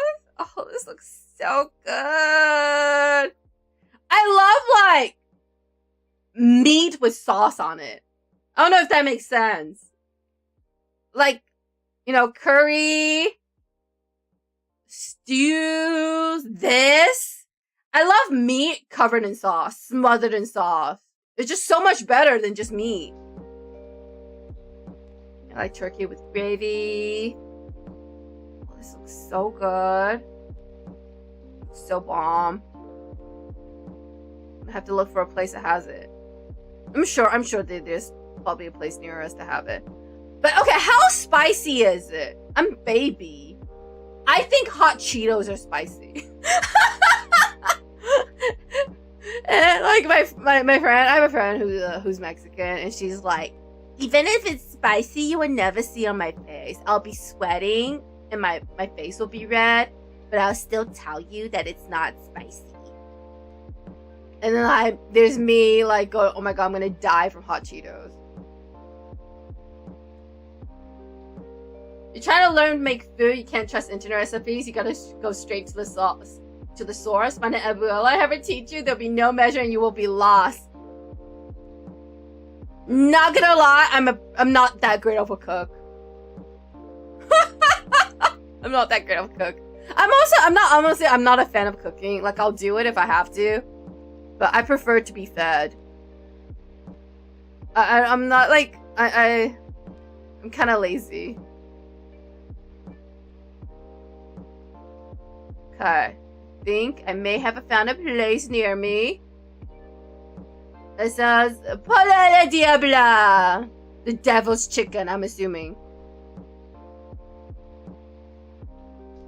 Oh, this place is bomb. Probably not near me. Judging by the prices, probably not near me.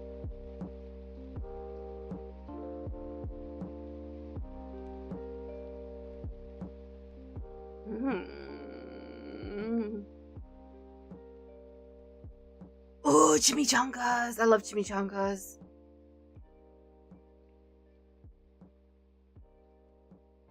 I would honestly eat most food. There's also like a Peruvian food place near me. That place is bomb. I love Indian curry too. I also really like Thai food. Hard pressed to find a food that I don't like. Taco time drive-thru it is then? I wish. The only...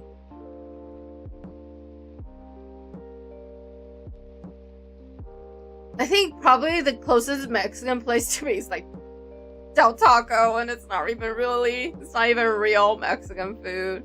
I'm sure, I mean, it is, but you know what I mean. We may only use like 5 ingredients, and then do we make those 5 ingredients work like hell? You know what's really funny? I don't like cilantro. But Mexican cilantro and Mexican food, I will eat. Because like Mexican cilantro, you guys don't really use the stem. You only really use the leaf, and Mexican cilantro isn't as strong as like Asian cilantro. So I'm actually okay with cilantro if it's Mexican food. But like Asian cuisine, I will like sit there and I'll pick out all the cilantro. I don't know. It tastes soapy to me. I'm one of those people. And like Asian cooking, they always leave in the stem, and that's disgusting. And it's disgusting to me. I don't like it. I think it's gross. I'm not a fan.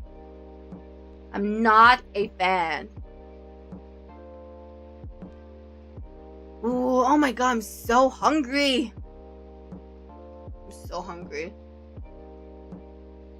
Dan, do you have the best cilantro, Gene? Does it taste gross? Yeah, it tastes like soap. I also feel like because Mexican dishes use a lot of different spice, and there's usually like, I don't know, tomato or like chili involved. So like it masks some of the cilantro taste. So it's not as obvious. So I'm chill with it. But like Asian cuisine, they really like to make the cilantro stand out, and I'm not here for it. I'm just not here for it. Yeah, I have the bad gene. My condolences. That's what my mom said. And it's weird because both my parents love cilantro. But I can't do it. It doesn't taste good.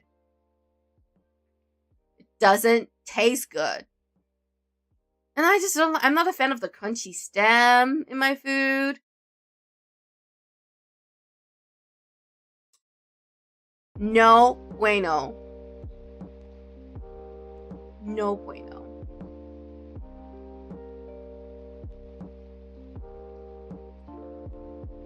Oh my god, I'm so hungry.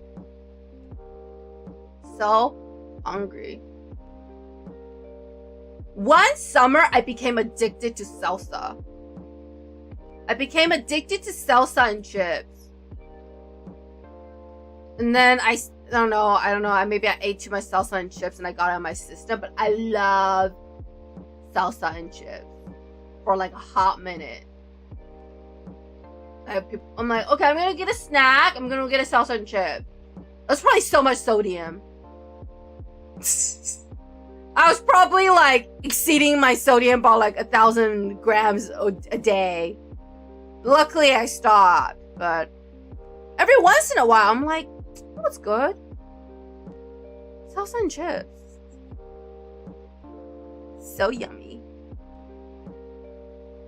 Alright. Let's take a look, see how am I doing. Oh, we're still alive.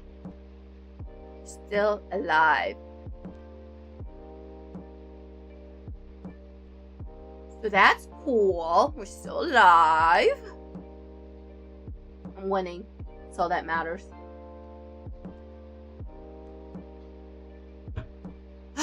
Why do we talk about food? I'm so hungry.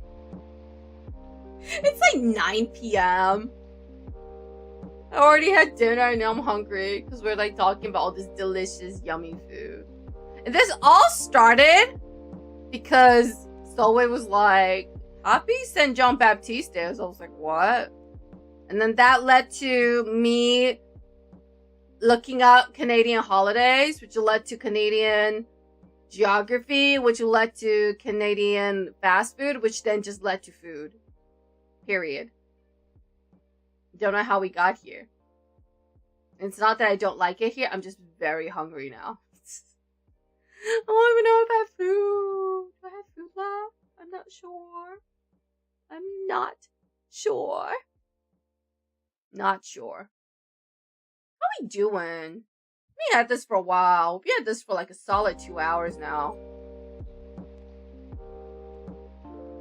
Let's take a look, see. Oop, that was not what I wanted to do. Let's take a look at my party. And unlock another EMP.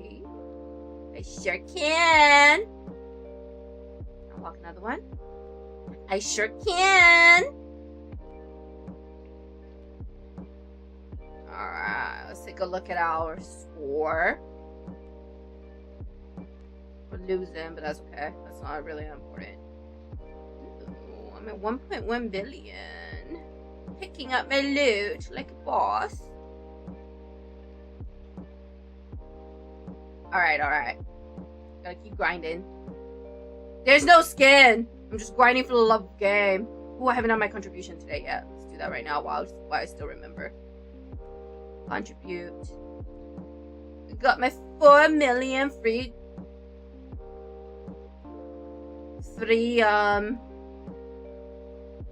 contribution. Free honors. Alright, let's keep going.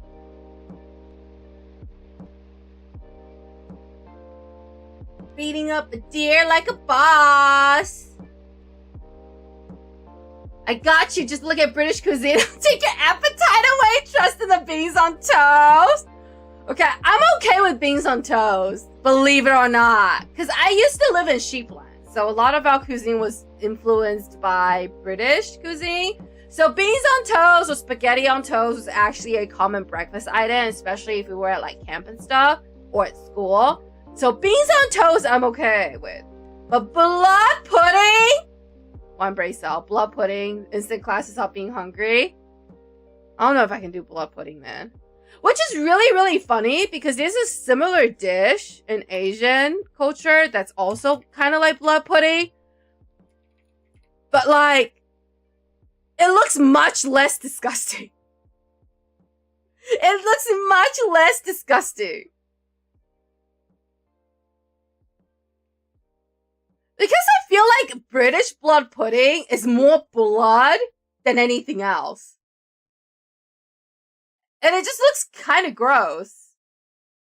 You know, I'm not a big fan of the taste of blood. It's like, you know, I don't want to eat blood. I mean, I love my steak, you know, rare as much as the next person. But like British blood pudding? It's just not it. And like they put like milk and cream in it. And like nutmeg. I guess it's not bad, but I can't. It just looked too much like blood.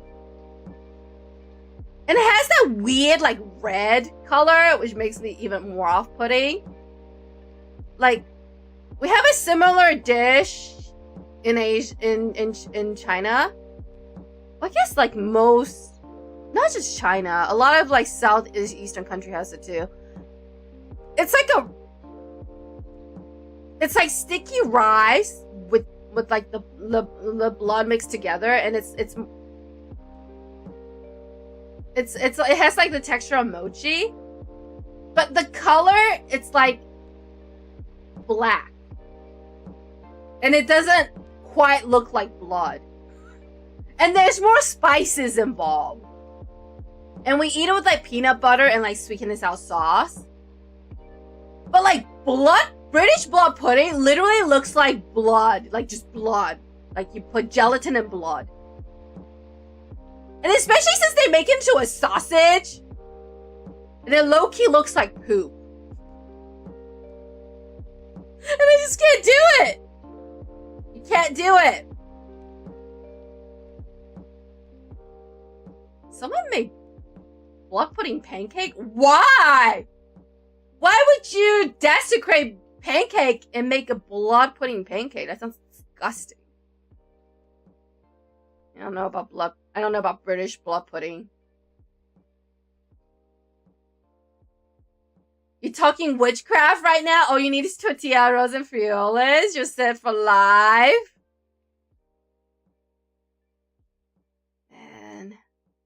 I want a quesadilla right now. That's what I want. Steak and cheese quesadilla. Delicious homemade blood pudding. All right, let's read this recipe. I don't know, man. I don't know if I can cook with fresh pig blood. Let's, okay. To be fair, I'm kind of queasy. Like, it's not like I'll faint at the sight of blood, but I can't really... I'm not good with, like, blood. Like, you know, I don't know if you guys do this in America, but in Sheepland in high school, there's a mandatory class where you have to dissect a frog. And you can opt out of it, and I opt out of it. I can't imagine myself cutting into a frog. Like, it makes me so queasy. And I don't faint at the sight of blood. I, like, cut myself sometimes, and there's, like, blood everywhere, and it's like, whatever. And I've had my blood drawer, and it's not a big deal. But I can't with the idea of, like, cutting open, like, something that's...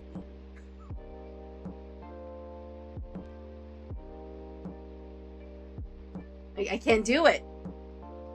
I can't do it. No birria on the quesadilla instead? That's crazy. What's a birria?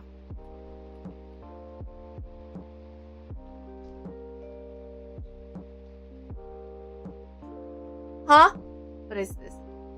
Oh, it's a stew. Oh, that sounds good too. Man, everything makes me hungry. The problem with like not being picky with food is that most food makes me hungry. Everything looks good. I'm like, oh my god. Avocado toast look delicious.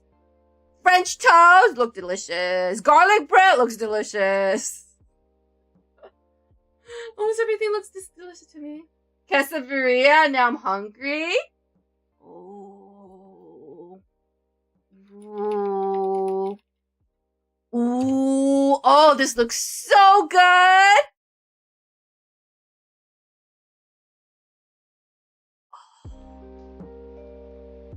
Crispy taco. Meat. Oh, I'm so hungry. I'm so hungry. We did that frog dissection in middle school? I think we did it in junior high. Maybe not high school.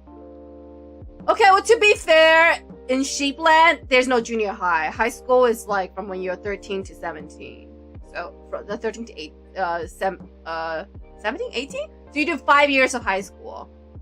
Maybe it was like closer to when you guys are junior high. But I can't do frog dissection. Like when I go grocery shopping, I'm okay with like buying like a rotisserie chicken or like chicken drumsticks or like a piece of steak or like fish fillets. But if you want me to buy a whole ass chicken and come home and like bring it home and cut it open myself, I can't do it. I can't do it. The sound of like you have to like pop the bones and I can't do it. I don't want to cut into it. And I can't do it. I'll stick with the fillets. I know, very un-Asian of me, but like I can't do it. I can't do it. Just the thought of the eyes staring up at me. Ugh. Ugh, I can't do it. So I'll eat meat and I'll like buy the fillets and the steaks and whatever. But I can't do the whole animal. I just can't do it. Rotisserie chicken's okay because it's already cooked and you know, there's no like, you don't see the head or whatever. Oh. Quesadilla is bomb with the consomme, the broth the birria meat was in, like dipping the taco into a cup of the broth. Ooh! I love dipping like crispy carbohydrate-y things into broth. There's like a, what's that dish? I love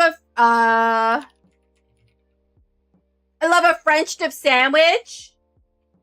I love a good French dip sandwich. You know, the roast beef sandwich served with the au jus for dipping. So good. So I can definitely see how quesadilla dipped in consomme would be good. Oh, it sounds so yummy.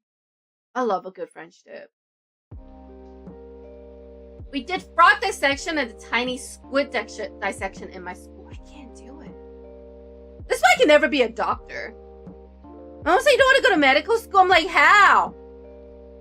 I can't even cut into a frog, let alone a person. Not that I would ever get into medical school. My mother acting like I have the brains for medical school. Impossible ask for me.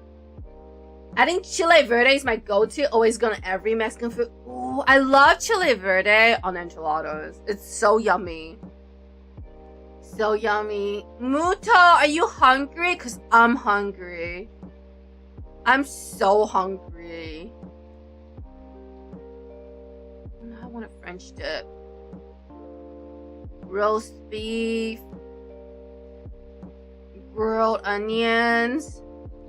Cheese on top. Beside a savory baguette. Dipping into the... Oh, shoot. Just backseat during the surgery. Give them the elite comps.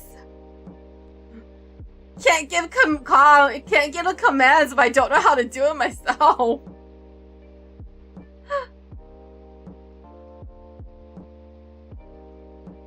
Oh, damn! I'm so hungry.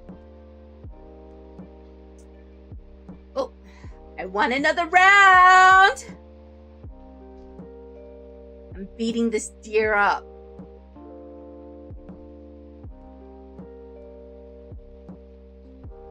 Setting on fire. Have you guys had deer? Venison, I guess it's called. I've had it once. I don't really remember what it tastes like. I don't think it was too different from, like, beef, to be honest. Venison. Venison vs beef.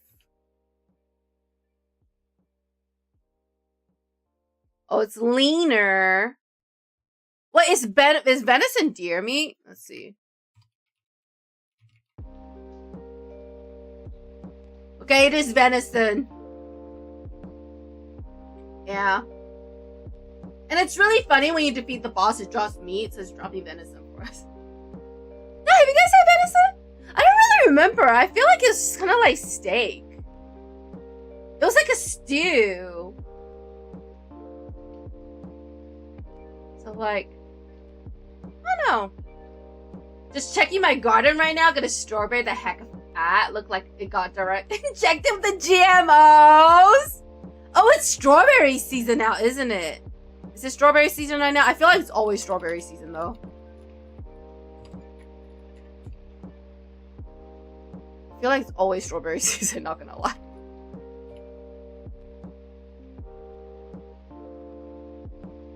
Oh yeah, it's always strawberry season. I think the only time of the year I can't get like fresh strawberries is like winter. Which is only like 2 months of the year. Oh, I love strawberries.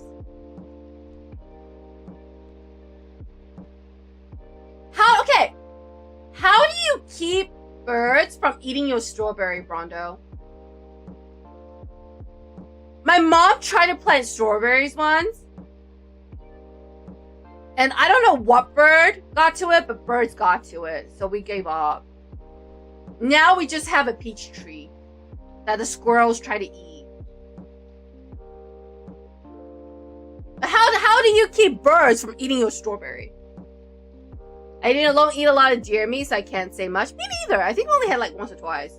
If the sun is out, it's always strawberry season. That is also true. That is also true. In the United States, April to August is the main window. Harvest strawberries.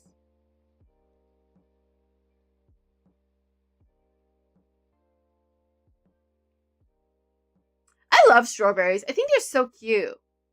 I like the fact they kind of look like a heart. I know people say cherries are cute, but I think strawberries are cuter.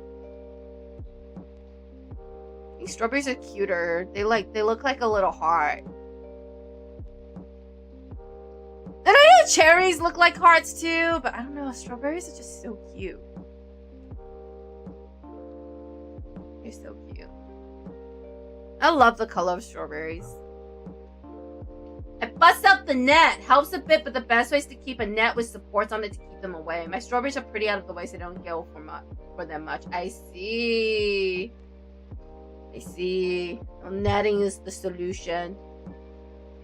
What's your go-to drink when you eat Mexican food? Horchata, chorrito, Jamaica, a beer, a Coke, or something else? Ooh, horchata. I was introduced to horchata, and it is delicious. I don't even know what's in horchata. Let's Google. What is in horchata? Horchata is a traditional sweet and creamy beverage typically made from rice, cinnamon, sugar, and sometimes milk or vanilla. I see. In some regions, it includes nuts, almonds, or seeds. I see. I love horchata. Like in summer, you get a street dog and horchata, and it's like the best thing ever. It's so good. It's so bad for you, but it's so good.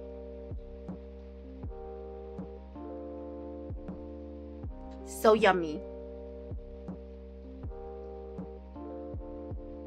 I'm gonna have to Google the other drinks that One Brain Cells speak of, because I don't know any of them. Let's see. Rito. I'm probably saying it wrong. Oh, it's a soda brand. I've never seen this before. Interesting.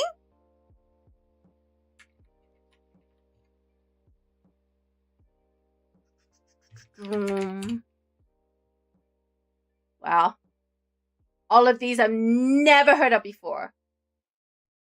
Jamaica drink, also known as agua de Jamaica, is a refreshing hibiscus tea made from dried hibiscus flowers, popular in Mexico. I see. Do you guys like hibiscus tea? I don't dislike it, but I also don't go for it. I get it sometimes at Starbucks. Like, I don't think it's bad, but I don't ever crave it. Coca de Patilla if they got it. Otherwise, I do like Jarritos. I don't really drink horchata before. I used it as a drink snack only. Oh, kind of like how boba. You drink boba by itself. It's not really like a food drink. It's not really like a food drink. You don't really, I get you. When you order boba, you don't eat it with like a whole ass meal. You drink it and you eat like popcorn chicken. Yeah, I get horchata at parties. I love a fresco burrito with my tacos at restaurants. Well, say for snacks though, fresas con crema is the go-to for me. So good, but probably gonna clog my arteries later on. Worth to throw the 7-Up is there to fix me up. Is it true? Okay, I had a coworker who was Mexican, and she's like, whenever I have stomach issues, if I don't feel well, my mom just tells me to drink soda. Like Sprite. She's like, drink a Sprite. It'll fix you. Rumbly stomach, drink a Sprite. Stomach ache, drink a Sprite. Not feeling well, drink a Sprite. Is it true? I don't know. I am put off of soda. Like I'll drink soda if I'm like out with my friends or like getting pizza or something. But I don't crave soda. I told you guys, I used to work at Burger King's, and we would get free soda because soda costs the company nothing and water costs them money. So we would get free soda, and so I don't ever crave soda. I just I'll have it from here and there. Like with Korean barbecue, I love soda. But like other times I don't ever go, oh my god, I wake up in the morning and go, oh my god, I want a 7-Up. 7-Up's the home remedy, like Vicks Vapor Rub. That's an agent thing. You got a cold? Vicks Vapor Rub. Got a headache? Vicks Vapor Rub. I love going to my local polka because they always got horchata and aqua fresca on deck. I see. When I commute home, there's always a stand. And it's not really the freeway. It's like off the toll roads. And there's always a stand there. There's a nice little Mexican lady selling like horchata and whatever else drinks. I'm assuming she probably has aqua fresca as well. I don't ever stop because everyone's going 60 miles an hour in that area. But I see her every single day. Every single day. She's there. Doing her thing. Selling her drinks. Plastic Vapor fixes everything. Little god-tier medicine. Coworker going to tell me that his dad would even eat a little Vicks when he was feeling really bad. You eat Vapor Rub? I thought it says do not consume. Because isn't Vapor Rub just like Vaseline with like peppermint in it or something? Like spearmint. Isn't Vicks Vapor Rub just like spearmint Vaseline? Me personally, chest and nose for the Vicks, but if it works, it works. Vicks will outlast all of it, honestly. Probably. I mean,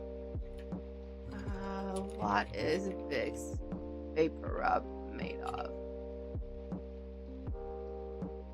Yeah, it's literally menthol. It's literally menthol Vaseline. Because it's a petroleum jelly mixed with menthol. So it's Vaseline with menthol in it. Which honestly, I don't judge. I think it's great. But I don't think you're supposed to eat it. You know, given petroleum jellies like a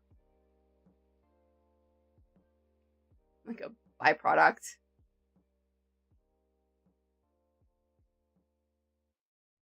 You know what? Maybe your coworker's father knows something we don't. It's menthol for the most part, if I remember correctly. Honestly, Vicks Vapor Rub works wonders when you're congested. I know that people's like, oh my god, it's got petroleum jelly in it. Don't put it on yourself. But like, it just works. It just works. There's also camphor and eucalyptus oil in it. But it is in a petroleum jelly base.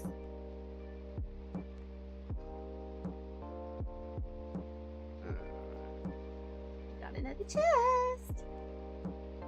I mean, they have cough drops and they taste how vapors smell like. Well, the cough drops, it doesn't have petroleum jelly in it. The cough drops probably just sugar, camphor, eucalyptus oil, and menthol. Vapor Rub is mixed in petroleum jelly, which I don't know. Maybe that's the secret though. What do I know? I'm not a chemist. I'm not a chemist. Oh man. Guys. I hate summer because I get random like hives.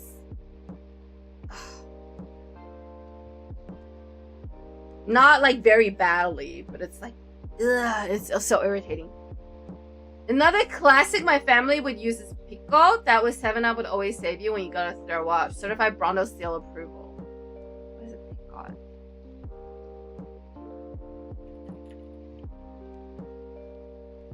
Oh. It's an antacid. I see. Okay. You guys probably won't believe me, but I've never thrown up in my life. Ever. I've never thrown up. Like, I have like minor... Like, sometimes if I eat too much fatty food, or if you know I'm too full, I will get like minor acid reflux, very minor. But I've never thrown up in my life, and I hope I never will, because it looks extremely painful, and I don't ever want to. I don't want to ever experience that. What even is going on? People eating petroleum jelly? Hello, Johnny. Yeah, you know, maybe that's the secret, Johnny. The things that we don't know. But not supposed specifically petroleum jelly, vapor rub, which is just, you know, essential oil mixed with petroleum jelly. If it works, it works. You gotta do what you gotta do. You know what? You're not wrong. You're not wrong. You are not wrong. Less doctor visits means more money to me. That is also true. Sometimes I'm like, why do I even pay for insurance?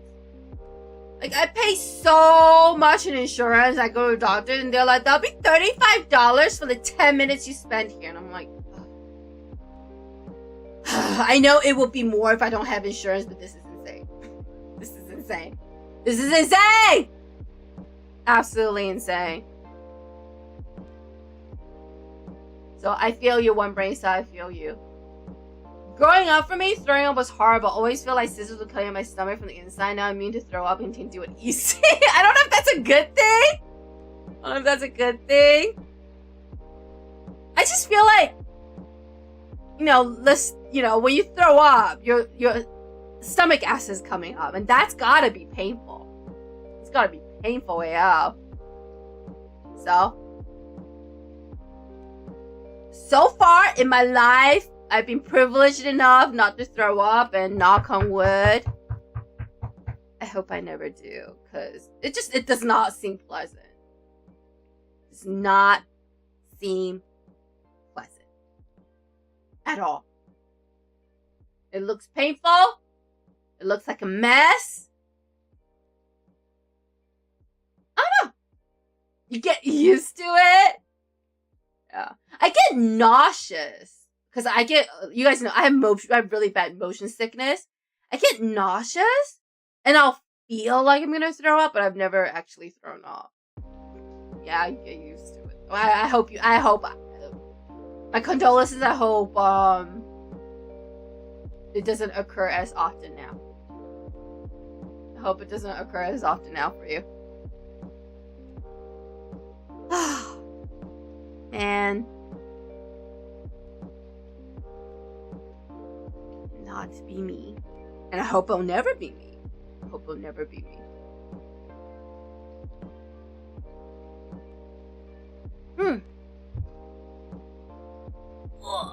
Stretch out my back. My shoulder's been sore all day. I spent most of today looking at very boring stuff. Very boring paperwork. I mean, paperwork is always boring, but this was even so. I had to pull a bunch of paperwork and like mash them up together and stuff, and it was horrible. It's horrible. I have a feeling tomorrow's gonna suck, guys. I have a feeling tomorrow's gonna suck. But it'd be like that, and there's nothing I can do about it. Gotta work to get paid. Gotta work to get paid. Need money. Everything's so expensive nowadays.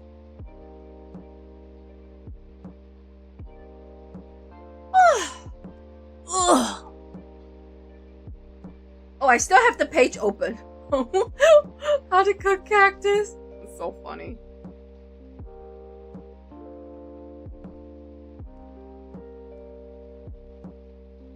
Oh, okay. Where's my screen? Here it is. Here it is. Have you guys ever been hunting? Killing this deer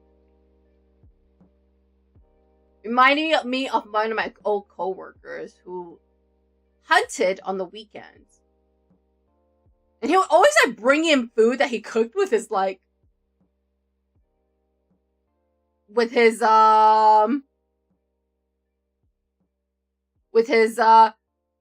with whatever animal he hunted.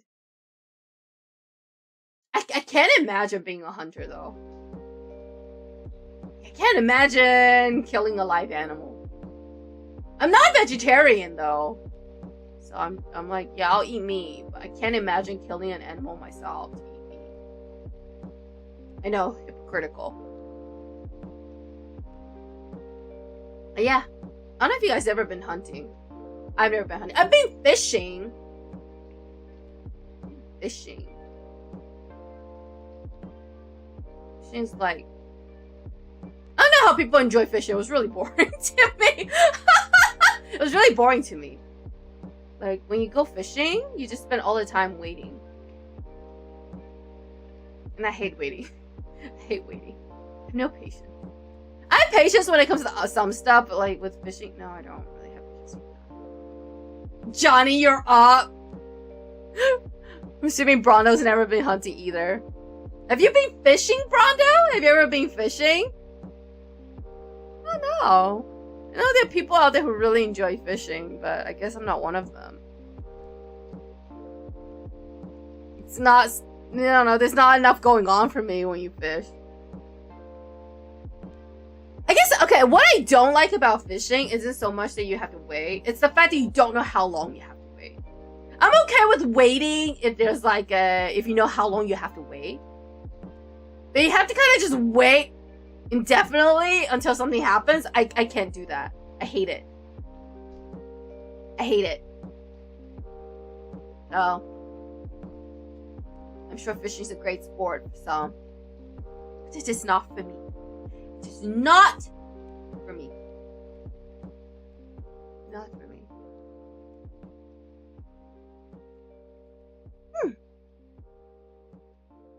I'm winning all my matches! Well, I should be. I'm acting like I'm fighting a different enemy every time, but I'm fighting the same thing over and over again. Fighting the same thing over and over again. Speaking of which, Grandpa Fantasy DLC is coming in like 2 weeks. Can't wait to buy it and not play it for like 3 months.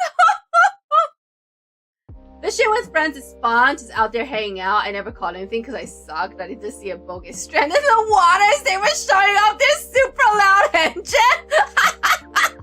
What goes around comes around. You make noise, you get stuck, as they deserve. Last time I went fishing, I hooked my older brother. Luckily, it was a sweater, not anything else, like in the cartoons. I thought those things only happened in cartoons. But apparently, art imitates life, as one brain cell has demonstrated. A boat literally ignored them, and a small rat boat had to save them. They were literally paddling with their hands. Got instant karma, as they deserve. As they deserve. Imagine thinking you're more important than everybody else. Actually, that's not true. I am more important than everyone else. Obviously. Hooked as in I threw the pole and hit my brother. Oh, that's true. You have to throw the fishing line. Huh? I've gone fishing, but I wasn't the one that fished. I watched other people fish.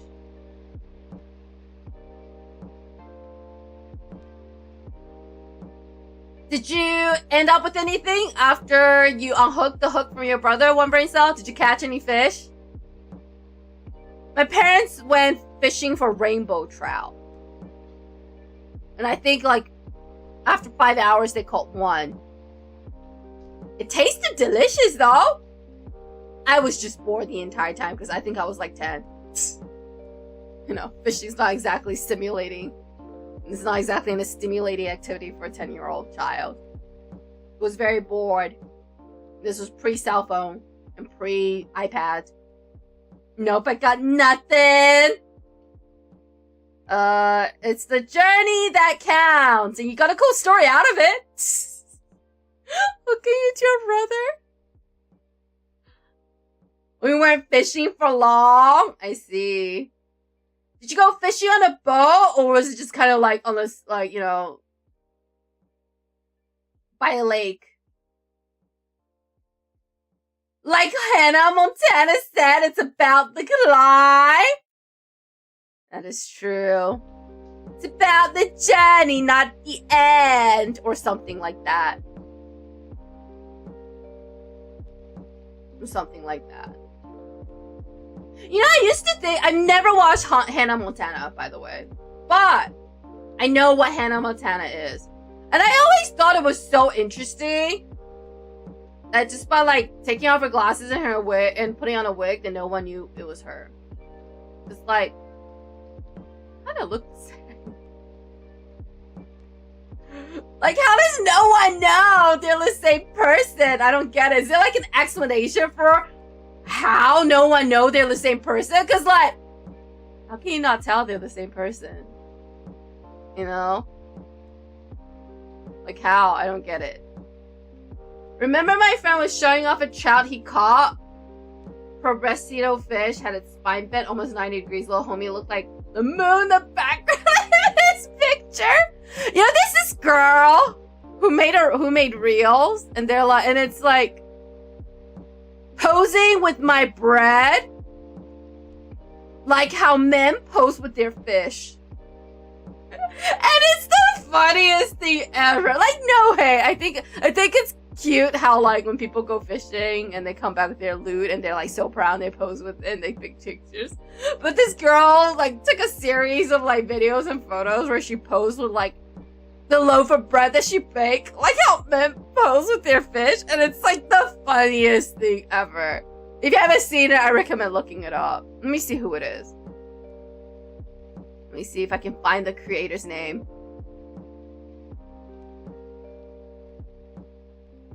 Let's see.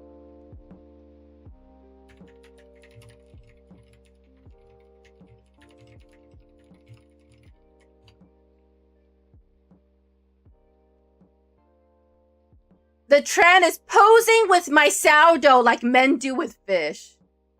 And it's the funniest thing ever. It's the funniest thing ever. Because it's so accurate and it's hilarious to me when they do it with their sourdough bread. Just looking at the picture make me laugh. I'm easily entertained, as you can all see. As you can all tell, I'm very easily entertained. I'm so easily entertained. Everything is funny to me. Including myself. Including my life. Because it's a joke. Posing with my sourdough like men do with fish. Alright, let's see. Posing with my sourdough.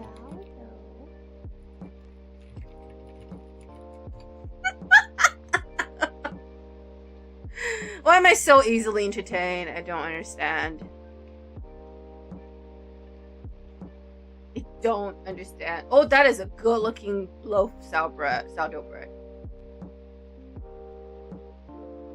Is there a bread that you guys like more than other bread? I like sourdough bread more than other breads. It's just so much better. I don't know what it is. It's a crispy skin, a soft center, and has that tang to it. It's just, in my opinion, sourdough bread is just better than other bread. So much better than other bread. And my friend is my best friend swears by brioche. She really, really likes brioche. What is even in a brioche bread? It's made from an egg and butter enriched dough. Explains the color. It is soft and delicious. I like crunch on my bread. You know, like baguette. Sourdough is better. Can't explain why, it just is. Sourdough bread. know. Do you guys have a preferred bread of choice?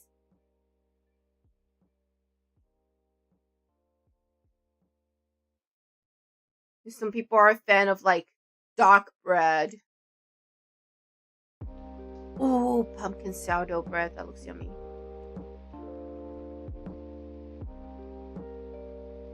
I'm so hungry. I want sourdough bread so bad right now.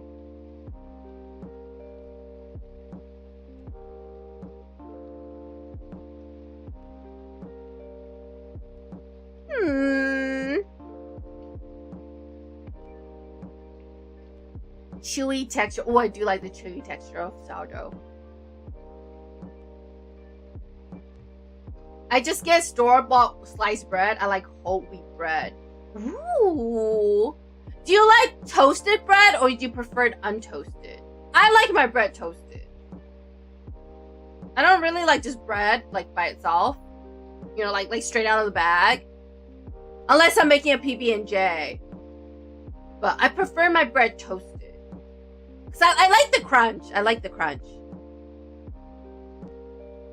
Pan dolce. Conchas are so good. Pan dolce. Oh, is it like... I call them Mexican... I call them Mexican melon bread. Because that's what they look like to me. Ooh. Yeah, I called these Mexican melon pan. Cause I'm Asian, so I was introduced to melon pan before conchas, and they look very similar. They don't taste the same though.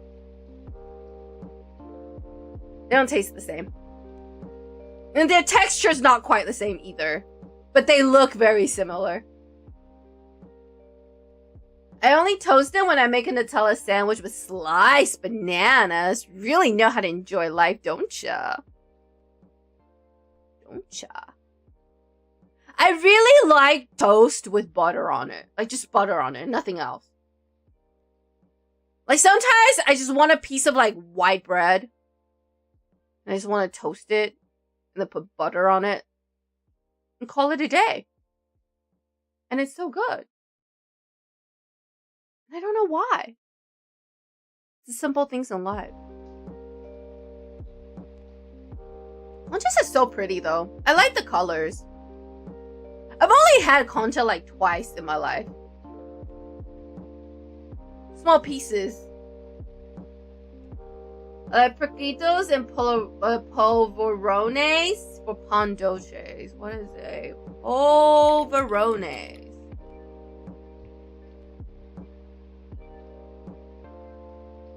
Kind of look like cookies. Oh, they are cookies. They're Spanish almond cookies.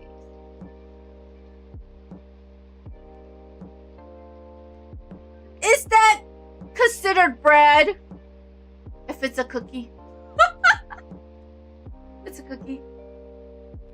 Melon pan is softer and sweeter to me, but conchas are my day ones. Can't forget about them time. Bacon live. Yeah, melon pan, even though melon pan and conchas look very similar, they're different in texture. And they taste different too. They taste very different. Well, not very different, but they taste different. They're not quite the same thing. Not quite the same thing. Cafe compan is bomb. Same with chocolate compan. Oh my god. I want food so bad. I want carbohydrate. I don't even want food. I want carbohydrate. I know a girl. She went on a like a carb-free diet. What are those diet called? But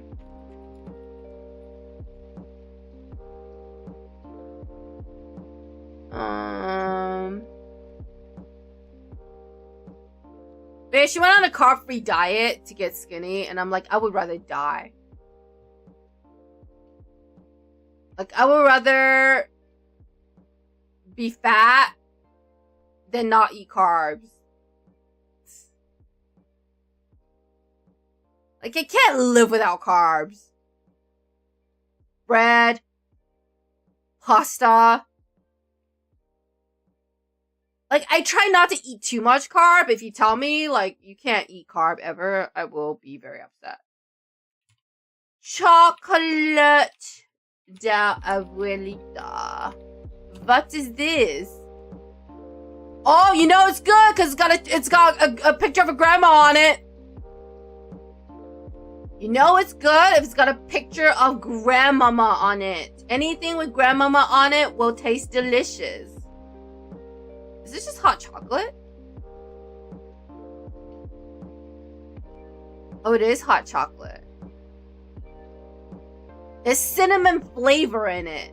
Let's see.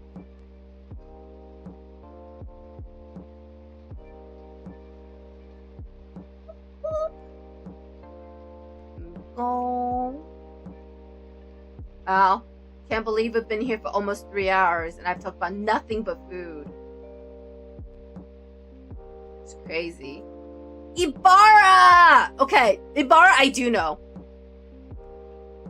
I've seen that before.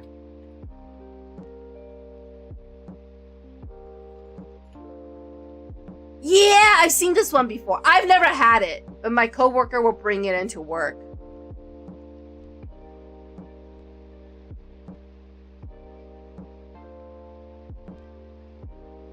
I've only had like I've only had like Swiss hot chocolate, you know, like the basic stuff.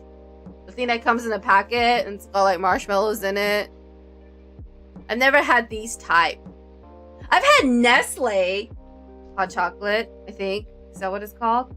But it's not hot. I think we drink it cold.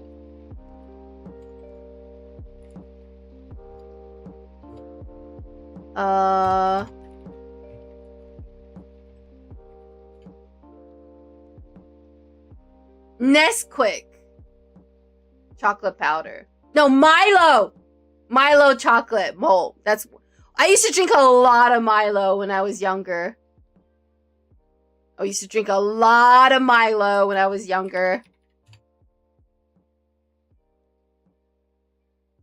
It was basically like chocolate and sugar mixed with milk. I don't think it's that good for you. But I used to drink a lot of Milo when I was younger. It's crazy. I haven't had Milo in like years. Years. Y-E-A-R-S. Years. You guys know what's crazy? You know what's crazy? Iced chocolate is not a thing in America. And I don't know why. Why is iced chocolate not a thing in America? Like when I live in Sheepland, every single cafe served iced chocolate. It's so bad for you. And it's diabetes in a cup. But why is it that people, like, is iced chocolate not just a thing? It's because everyone just gets a Frappuccino instead? Like, why is iced chocolate not popular in America? Is it because they think it's just chocolate milk? It's not the same thing.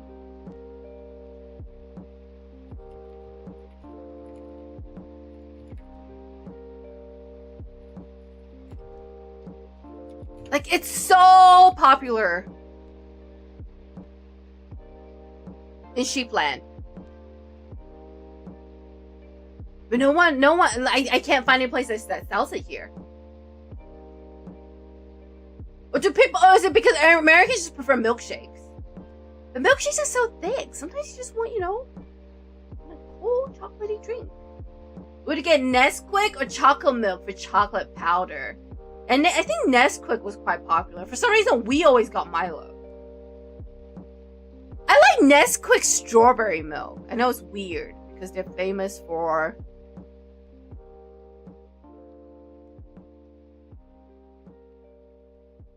They're famous for their chocolate milk, but Nesquik strawberry milk is actually really good. I liked it anyway. I don't know. Make some good chocolate milk or chocolate banana liquato smoothies. You know, I'm not gonna lie. It's not that I don't like chocolate. And, you know, I'll eat chocolate and sometimes I want a piece of chocolate. I'm not, like, I don't ever, very rarely do I crave chocolate. Like, I like chocolate.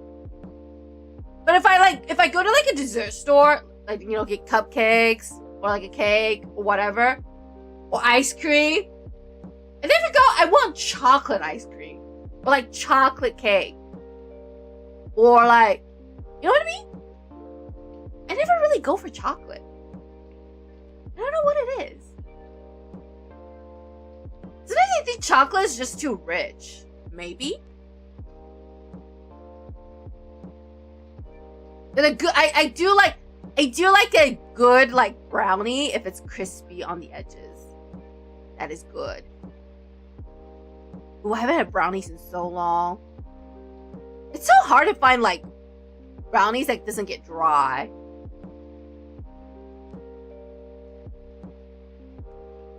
I don't know why. So many places sell brownies that is dry and it's just not good. It's not good. Man. So hungry now.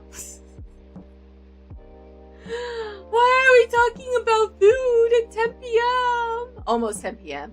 Not quite 10 p.m. yet, but it's almost 10 p.m. and it's making me really hungry.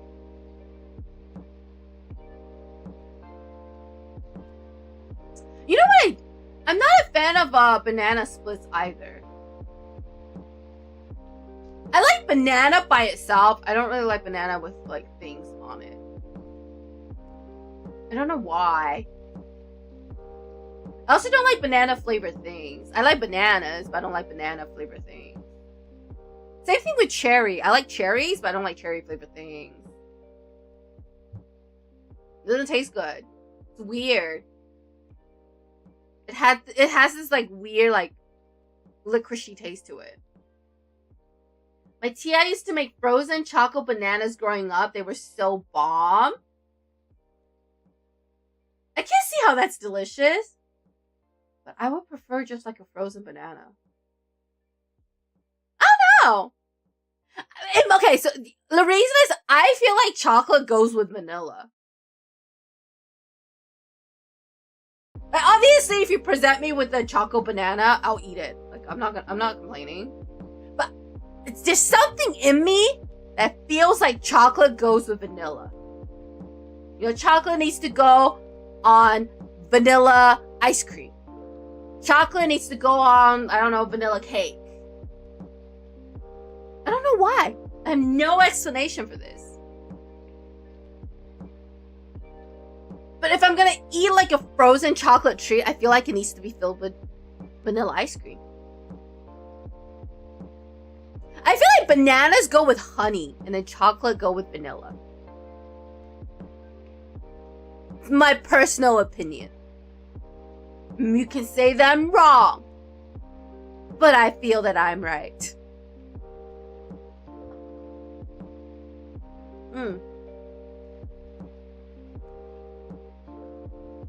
I'm saying. I'm just saying.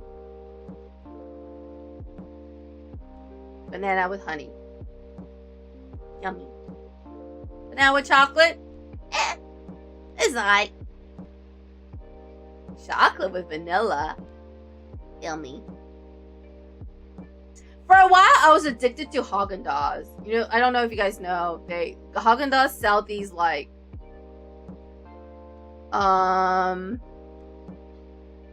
they're like ice cream on a stick covered in, like, a hard chocolate shell with, like, almonds in it. What are these things called?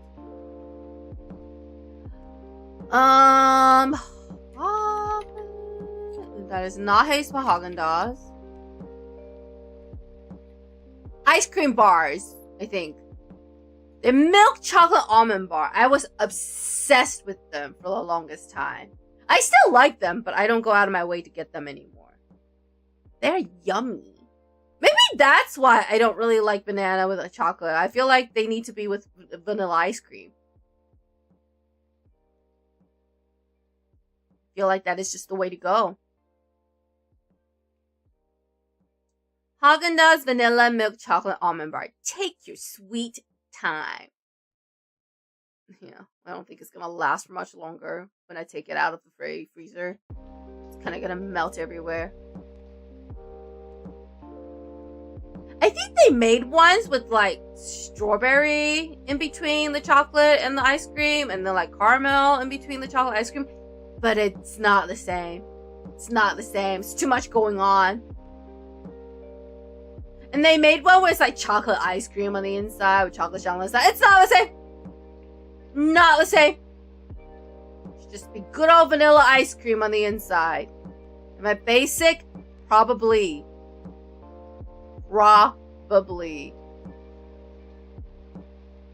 But I stand my point.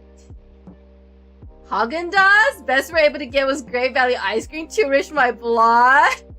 It's because they sell them at Costco, I think. They sell them at Costco. So. And, my family is an... My family all have Costco memberships. I do not. I don't go to Costco, but my family love Costco. And I think they're like discounted at Costco. And it's like one of their best selling ice cream bars, I think. So Costco hot dog list behavior. Actually, though, I don't go to Costco very often, and like Costco's kind of far from me. So like, I'm not the kind of person to go to like to make a run. I like to shop where it's convenient. So the membership's a little too much for me. Also, I'm one person. How am I supposed to consume everything from Costco? Like, it's impossible. But I love Costco hot dog. It's so good. It's so good. I also like the pepperoni pizza. The pepperoni pizza and the hot dog are the best thing in the Costco food court.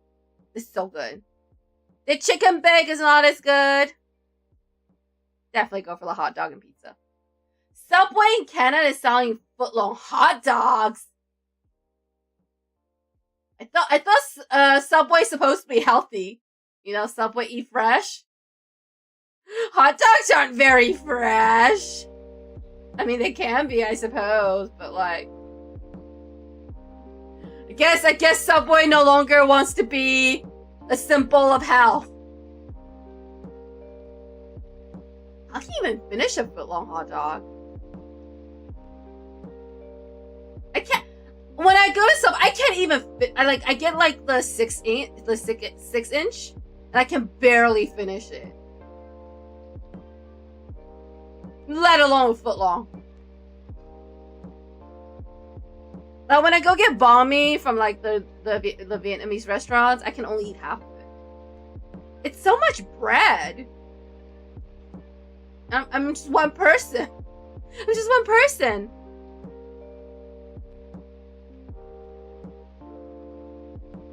I haven't been to Subway in a long time. I do like Subway though. I think it's pretty good. I mean, it's obviously not the best sandwich in the world with all the stuff they put on it, all their sauce, but it's yummy. Well, we do got the party stuff here, so can't really say Subway has ever been healthy. That is true. It's just I remember like probably like the older years, they were Subway like advertising itself as like the healthy option for fast food. But I guess, you know, I guess they haven't really been advertising themselves as that lately. Yeah. I remember back in the days, they're like, Subway fresh. With the best choice out of all the fast food that you can get. Turns out they're really not that healthy because of the amount of like vinaigrette and stuff they put in to make it taste good. Used to work at Subway, and I remember when we were told they were changing the bread because it was deemed closer to cake than actual bread. Blew my mind at the time.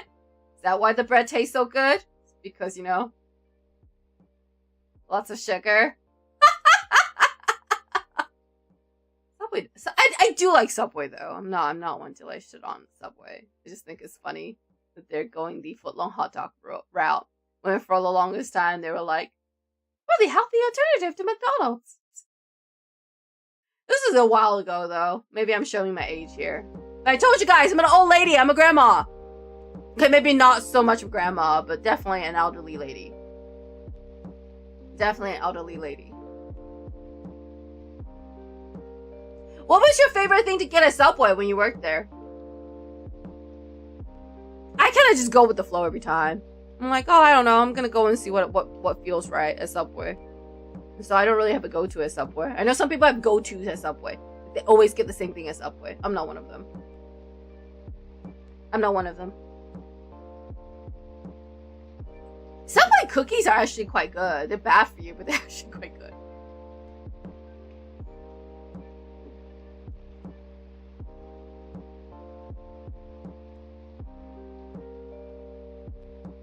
I like Subway soup. They actually have good soup.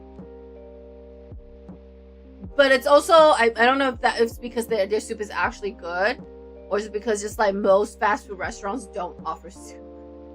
Except for Chili's and Wendy's. That's like the only exception that I can think of right now.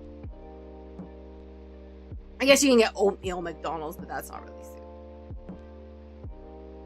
Oh my god, we've been here for 3 hours talking about food? It's crazy. It's crazy. 3 hours of food. BMT was always my go-to. Spicy Italian was my backup in case we ran out of ham until deliveries came in. Oishi. Sounds delicious. Honestly, I've never had a bad sandwich at Subway. But I guess it's kind of hard to get a bad sandwich at Subway considering, you know, you decide what goes on it.